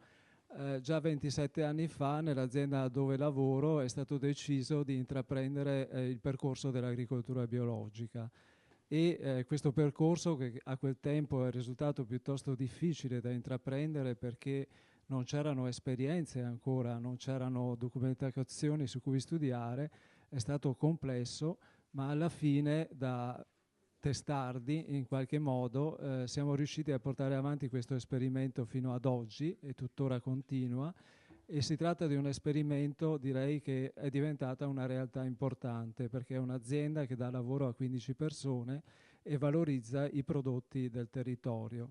Diciamo che il prodotto principale riguarda proprio il Valdobbiadene di OCG delle nostre colline. La scelta è stata fatta proprio per dare un futuro, no, a questi bambini, ai nostri figli, un senso di responsabilità, un senso come dire, di percezione che i beni, no, la terra, l'acqua, l'aria, sono dei beni limitati, quindi se noi non cerchiamo di preservarli, chi verrà dopo di noi avrà degli impedimenti, delle difficoltà per poter ricavare dalla terra stessa quello che la terra ha potuto dare a noi. Quindi il poter conservare dei suoli vitali, degli ambienti, degli ecosistemi complessi, no? Molto diversificati, dove la vita deve perseguire e continuare e dare continuità alla vita stessa, è una responsabilità tutta nostra. Allora, Diciamo che ora la situazione sta abbastanza cambiando, no? Quindi da una situazione pionieristica si sta passando a una realtà in cui anche il mondo più grande si sta rendendo conto che forse è il caso di perseguire verso questi percorsi. La Comunità Europea ha emanato una legislazione che dal 2014 prescrive una forte restrizione dell'utilizzo in viticoltura, ma in tutti gli ambiti agricoli, di tutta una serie di molecole chimiche, e spinge proprio per tutelare i gruppi vulnerabili, quindi i bambini, quindi le persone che sono più facilmente, donne incinte, no? Sono più facilmente sensibili, a utilizzare delle molecole che siano a minore impatto ambientale.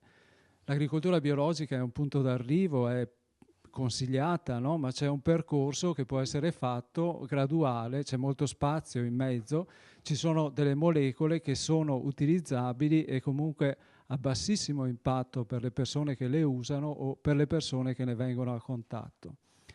Voglio anche dire che non è che gli operatori, no? Il consorzio Conegliano e Valdobbiadene da 3 anni ormai sta lavorando per redigere un protocollo viticolo, un protocollo che è di continua restrizione e eliminazione delle molecole più pericolose.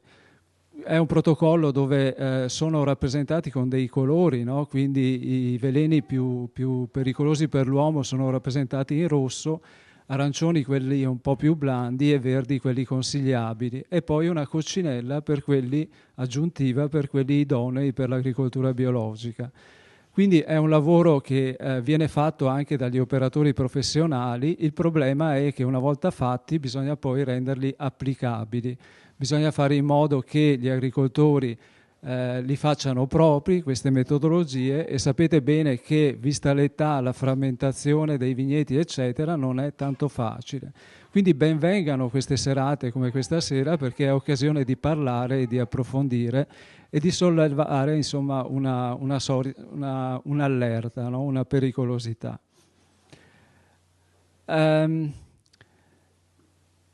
Bisogna pianificare il futuro dei nostri figli, no? Decidere oggi di fare una scelta di agricoltura biologica significa che il primo prodotto certificato biologico sarà con la vendemmia 2016.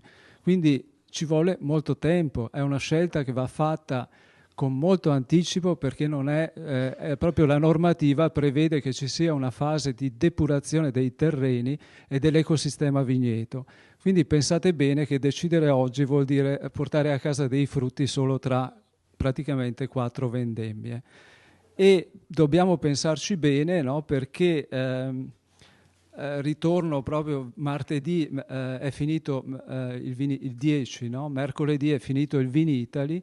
C'è stata una sottoscrizione di un importantissimo accordo tra la Federbio e la struttura e la direzione del Vinitaly. È stato fatto questo accordo in cui il prossimo anno ci sarà una sezione di vini biologici all'interno di questa importantissima manifestazione.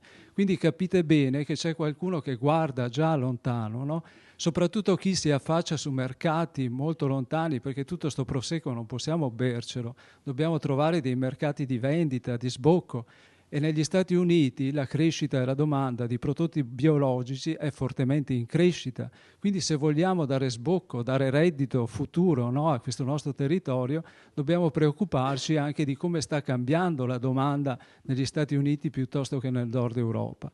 Quindi questo segno che la Vinitaly, che è questa fiera proprio globale, tenete conto ci sono stati visitatori da 60 paesi del mondo, e che il prossimo anno abbiano la possibilità di trovare vini biologici, diventerà un veicolo, una forza comunicativa straordinaria, ma non solo verso i mercati, ma anche verso tutti i produttori convenzionali che troveremo all'interno della fiera stessa, no? Sarà una cassa di risonanza importantissima. Niente, così è una testimonianza, insomma, per dire che si può fare, è possibile. Ci sono agronomi, ci sono persone che possono accompagnare gli agricoltori verso un cambiamento che al giorno d'oggi è abbastanza semplice, non è più così rischioso. I pericoli ci sono sia nella coltivazione chimica che in quella biologica, ma ovviamente fa parte del mestiere dell'imprenditore agricolo. Quindi è solamente, credo, una scelta più ormai filosofica di credo, di senso di responsabilità per il futuro. Quindi benvengano queste serate e un invito a non temere questo percorso, perché dà gratificazioni a noi e a chi vive attorno a noi e insieme a noi in questo territorio. Grazie. Allora io porto anch'io la mia testimonianza del lavoro sull'agricoltura biologica e in particolare sul vino. Io sono enotecnico, vengo dalla scuola di Cerletti, che tra l'altro mi spiace molto che nessuno, è anche significativo che non ci sono, è un peccato perché questa cosa dovrebbe essere proprio la scuola a sostenere. C'è qualcuno dei Cerletti? Vedo che no.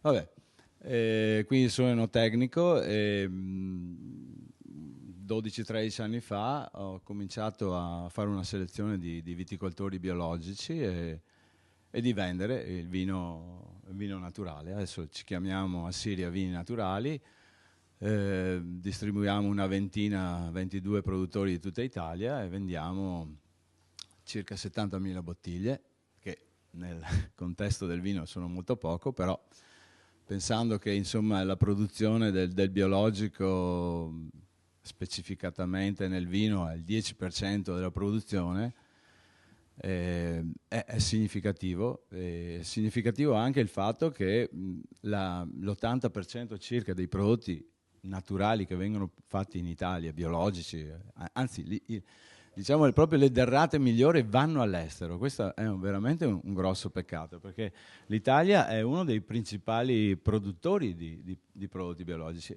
ma ci sono degli importatori, ci sono degli stati dove è più evoluto questo sentimento rispetto alla natura e quindi si accaparrano questi prodotti. E proprio vorrei, al di là del fatto che ci porto la mia testimonianza che si può vivere, lavorare e in questo caso anche stare bene, perché cioè, io in questi 30 anni ho cercato anche di nutrirmi bene. Fortunatamente sto bene, ho 56 anni e il mio medico, che è anche un mio amico di infanzia, non mi vede da una quindicina d'anni, quindi questo è molto importante. Vuol dire energia, vuol dire forza, vuol dire avere idee per lavorare, per cambiare mestiere se dovesse capitare, insomma, si può fare altro. Niente, volevo dirvi una cosa solo che mi preme importante. Intanto che tutta questa situazione di cui siamo tutti un pochino coinvolti, come diceva Di Andrea, siamo tutti coinvolti, possiamo trasformare in un'occasione, una grande opportunità, soprattutto per il consorzio qui di viticoltori nostri, insomma, delle nostre colline. Noi se trasformassimo, non so, in 5 o in 10 anni, adesso non so, decidiamo che ci trasformiamo e quindi, non so, scusate un attimo di emozione, ma cioè, cominciamo un movimento virtuoso, cioè quindi gli agricoltori cominciano a cambiare, ci sono gli agronomi, ci sono quelli che producono questi nuovi prodotti naturali, c'è tutto un movimento e in più faremo una pubblicità a livello internazionale fantastica, invece di investire milioni di euro per fare delle pubblicità negli Stati Uniti, eccetera, basterebbe comunicare semplicemente questa cosa qua. Sono cose semplici, però mancano le istituzioni, mancano delle cose particolari. Comunque la cosa più importante anche che possiamo fare come semplici persone è cominciare a acquistare questi prodotti. È molto semplice, è un'azione semplice che nel sistema economico di adesso funziona, perché se un prodotto va, si investe in quella direzione là, molto semplicemente. Per il resto si può usare un po' più di amore. Io vedo i miei vicini di casa che buttano il diserbante nella ghiaia, potrebbero raccogliere, cioè con le mani, raccogliere l'erba. Insomma, ognuno nel suo piccolo potrebbe fare delle azioni virtuose e cominciare questa cosa qua. Tanti saluti, tanti auguri. Nel brillante intervento di Bortolomiol mi sono scritto le figure che in qualche maniera venivano messe in croce: i sindaci, i vigili urbani, Santa Romana Chiesa, la magistratura, le ULS,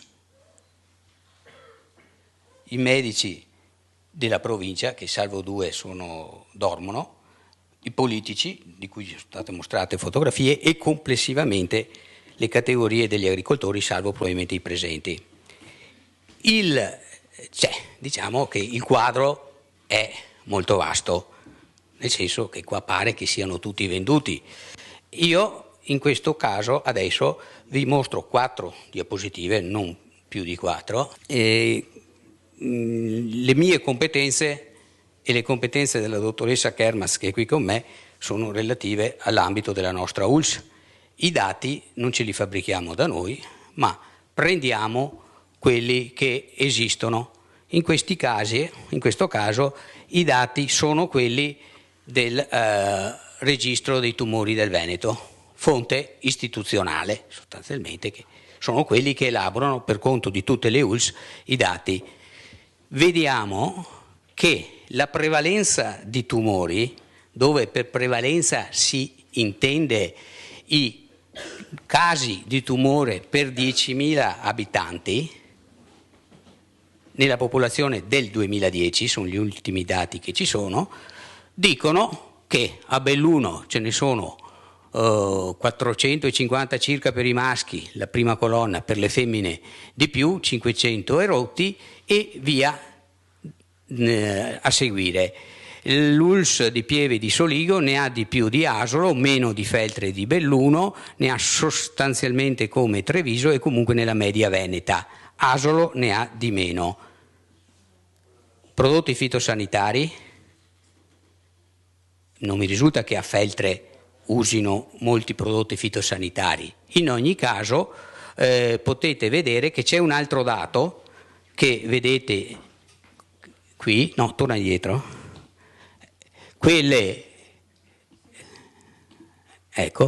quei quadratini in alto e il triangolino sotto sono un altro dato che abbiamo voluto sovrapporre, è la percentuale in queste ULS degli over 75 anni, cioè dei soggetti più anziani.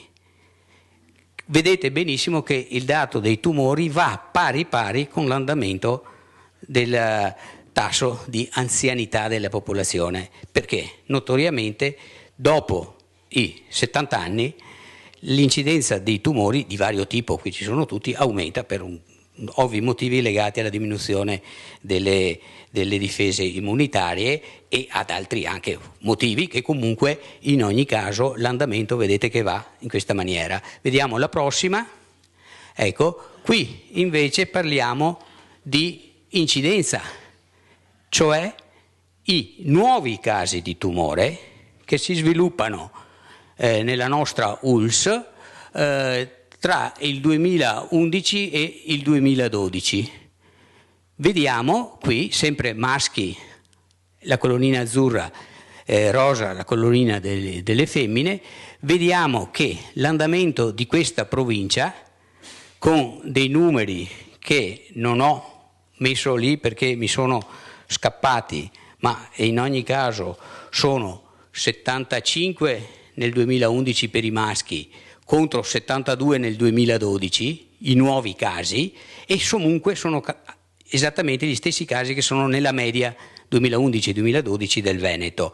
Sostanzialmente l'andamento di questa ULS non è tale da prevedere un andamento dei tumori diverso da quelle delle ULS circostanti. Io vi ho mostrato l'ULS di Asolo, l'ULS di Treviso, quella di Feltre e quella di Belluno, esattamente perché sono quelli circostanti. Non ho passato la frontiera e non sono andato a Pordenone. La prossima. Questo è un altro dato interessante. Vedete? Questi sono a riprova di quello che vi ho appena detto, i tassi standardizzati per età, cioè la mortalità per tumore per 100.000 abitanti, ma elaborando la popolazione come se tutte le classi di età fossero in tutte le ULSS e nel Veneto le stesse, cioè togliendo il fattore età. Vediamo che a Feltre ci sono più tumori, lasciando perdere il discorso dell'invecchiamento, ce ne sono di meno a Pieve di Soligo, Asolo ha come qualcosa di meno per i maschi ma qualcosa di più per le femmine, comunque a Treviso ne ha di più e in ogni caso vedete che Pieve di Soligo è sotto sia della linea azzurra, media per il Veneto, sia maschi, sia con la linea rosa, media per il Veneto delle femmine. Mi pare di non averne altri. Sì, beh, vabbè, lo stesso andamento è se si vede la mortalità per tutte le cause. Conclusione. E poi passiamo sul discorso dei bambini. È un discorso molto delicato, anche perché si rischia di far demagogia. Questi sono i dati, che comunque consegnerò al collega se vuole, ma se li può trovare, dell'ultimo comunicato stampa dell'AIRTUM, che è l'Associazione Italiana dei Registri di Tumore. Anche questa è una figura ufficiale, è quella che ci dà le indicazioni. È recentissimo perché risale al 30 marzo 2013. L'andamento dell'incidenza, nuovi casi anno, dei tumori infantili registrato in Italia fino alla seconda metà degli anni 90 si è arrestato. I bambini e i ragazzi tra 0 e 19 anni che muoiono di tumore sono sempre di meno. Nel 2008 i decessi sono circa un terzo di quelli registrati nei primi anni 70. Nell'ultimo decennio, qui passano perciò a parlare di mortalità, adesso passiamo all'incidenza. Nell'ultimo decennio l'andamento dell'incidenza nel complesso dei tumori maligni, nella fascia, incidenza vuol dire casi nuovi per anno, lasciando perdere che per fortuna nel 90% dei casi i tumori infantili guariscono. Nell'ultimo decennio l'andamento dell'incidenza nel complesso dei tumori maligni nella fascia di età 0-14 è stazionario, ma a partire dal 95 le diagnosi di leucemia linfoblastica acuta, che rappresentano l'80% di tutte le leucemie e un quarto di tutti i tumori dei bambini, diminuiscono in maniera significativa del 2% all'anno. Questo cosa vuol dire? Che l'AIRTUM è venduta, l'aggiungiamo all'elenco brillante di Bortolomiol? Può darsi. Anch'io posso essere accusato di essere venduto, anche se la cosa non mi tocca assolutamente. Quello che posso dire è questo, che non è detto, io credo a questi dati che vi ho mostrato, che tra l'altro non ho inventato io e sono quelli ufficiali. Non per questo credo che il problema non esista, anzi tutto il discorso fatto a partire dalla decrescita felice ha un ovvio riferimento. Siamo in un mondo finito, nessuna cosa può crescere all'infinito, assolutamente, anche compresa la popolazione, ovviamente, compresa la popolazione umana. Questo è un discorso chiarissimo. I dati ci dicono che in questa ULSS consumiamo, gli ultimi dati, anche qui sempre ufficiali, perché non vado a pesare i chili di prodotto attivo io, ma c'è qualcuno che lo fa per me e si chiama ARPAV regionale, dice in questa ULSS sono stati usati 1.111.000 chili di prodotto attivo nel 2010. Di questi, secondo le nuove classificazioni, il 675.000 chili, pari al 55,7%, sono non classificati, il 20% è irritante, il nocivo è 19,4%, il tossico e molto tossico sono 1.320 kg pari all'1,2%. Io sono d'accordissimo con la proposta fatta prima, che si vada verso l'abolizione di prodotti tossici, molto tossici e nocivi, che tra l'altro sulla base di questi dati vuol dire eliminare il 20% dei prodotti attivi. Poi si può decidere di fare altre cose, di obbligare quest'area a fare l'agricoltura biologica. Queste sono scelte politiche, l'ULSS non c'entra niente. Vi posso dire però che di solito i cambiamenti profondi non vengono da un giorno all'altro e hanno bisogno di molto tempo se si usano sistemi democratici.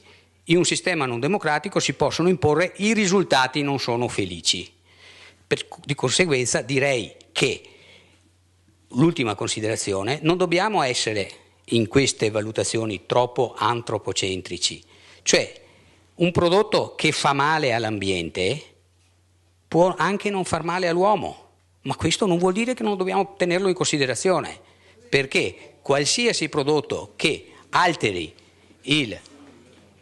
l'ambiente circostante, che alteri per esempio lo strato fertile della terra per qualche motivo, anche se senza bisogno che faccia venire i tumori ai bambini, è comunque un prodotto che deve essere messo sotto considerazione, preso sotto tutela, studiato bene e possibilmente eliminato. A parte questo, vi assicuro che appena avremo, spero in tempi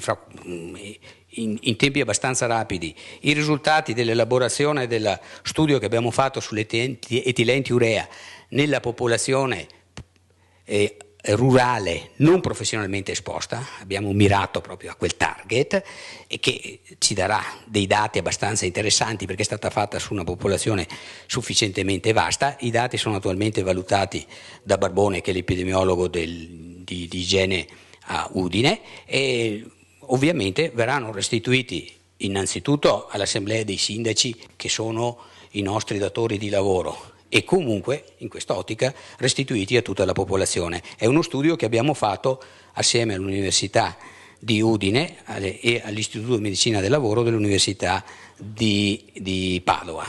Vi ringrazio per l'attenzione. Il discorso invece è del dottor Moro. Dice sono tutti uguali, quindi c'è una crescita del più 5,5% all'anno di incidenza di tumori dappertutto. Direi che è spaventosa sta faccenda. Direi che è spaventosa, qui bisogna mandarli a casa tutti quanti, cioè bisogna fare pagare pegno a tutti quanti. Cioè non si può dire perché siamo nella media. Noi abbiamo detto che fra 20 anni, se siamo nella media, qui siamo tutti maiali, come no? Ha visto il countdown? Al 5-7%? Questo è il discorso serio. Tutti abbiamo avuto almeno una volta il cancro. Noi morti non ci interessano, ripetiamo, perché l'azienda sanitaria va a remengo se ci sono tanti ammalati cronici. E quei dati erano senza tutte le altre malattie al di fuori del cancro, quindi ci mette dentro l'Alzheimer, la tiroide, che sta rampando in modo spaventoso e che è fortemente condizionata dai pesticidi. Non ne ho parlato ancora, ho avuto i dati una volta, ma purtroppo siamo volontari e non possiamo fare il lavoro dei medici e quindi facciamo quello che possiamo. E a questo punto io dico, ma è bello avere questo tipo di incidenze in tutta Italia, in tutti i paesi, in tutto il Veneto? È spaventoso questo. È spaventoso questo. Abbiamo la sanità in tutta Italia che sta andando in fallimento, media di 80% dei bilanci, del Veneto 83%. E sta crescendo anno dietro anno, non si può arrivare al 100% della sanità che mangia il bilancio regionale. Questo è spaventoso. Quindi questa è la risposta. O noi facciamo prevenzione primaria, cioè eliminiamo le cause, ma per eliminare le cause bisogna cominciare a capire quali sono queste cause. Non si può dire, quando parliamo di pesticidi, è colpa della PM2,5 e quando c'è la PM2,5 è colpa dei pesticidi. No, qui è il gioco a rimpiattino. Io voglio che il mio sindaco mi dica abbiamo fatto queste analisi e queste sono le cause e a questo punto investiamo in prevenzione primaria verso questi fattori. Altrimenti andiamo a schifio tutti quanti. Questo è il discorso che fa qualsiasi azienda normale e che non è stata fatta a livello sanitario e che sta mandando a remengo la sanità. E noi chiediamo questo, e chiediamo un'inversione di tendenza politica, ma radicale, un capovolgimento, perché è ora di farlo. Intanto voglio sottolineare l'emozione che ha preso me questa sera e condividerla con voi, perché sono sicuro, e me lo sento io, che è importante, che è stata importante questa sera, perché, come diceva Bortolamioli, andremo a casa di sicuro con delle idee diverse, con qualche idea diversa, qualche prospettiva diversa. Voglio semplicemente replicare, ma non sono contento e ringrazio dell'intervento dell'epidemiologo dell'USL, perché un conto, cioè sicuramente sono importanti questi dati qua, però voglio solo dire che io avevo riportato i dati di incidenza dei tumori infantili sotto i 4 anni, in cui le leucemie aumentano del doppio rispetto all'Europa, proprio per sottolineare il fatto che l'esposizione di tutta la popolazione nel periodo gestazionale o nel periodo preconcezionale, e lo dimostra il fatto che questi tumori sono più numerosi che nel resto d'Europa, è l'esposizione più importante, è l'esposizione più dannosa. Solo questo, poi i dati si sa, sono uguali dappertutto, non è che siano solo i pesticidi la causa dei tumori, è tutto l'ambiente che... Ma non sono d'accordo con quanto dice che ci sono alcune cose e questo non sono d'accordo da un punto di vista scientifico, ma soprattutto da un punto di vista così di principio. Non c'è una cosa che fa male all'ambiente e non fa male all'uomo, perché siamo semplicemente l'ambiente, anche noi. E poi un'altra cosa ancora che mi fa come replica semplicemente, quando così si è detto, allora vogliamo mettere l'agricoltura biologica obbligatoria dappertutto sarebbe in modo antidemocratico, ed è vero, ma è democratico quello di spargere e distribuire pesticidi. A chi l'abbiamo chiesto? L'abbiamo chiesto alla popolazione, è stato chiesto se si vuole essere così. È il processo... no.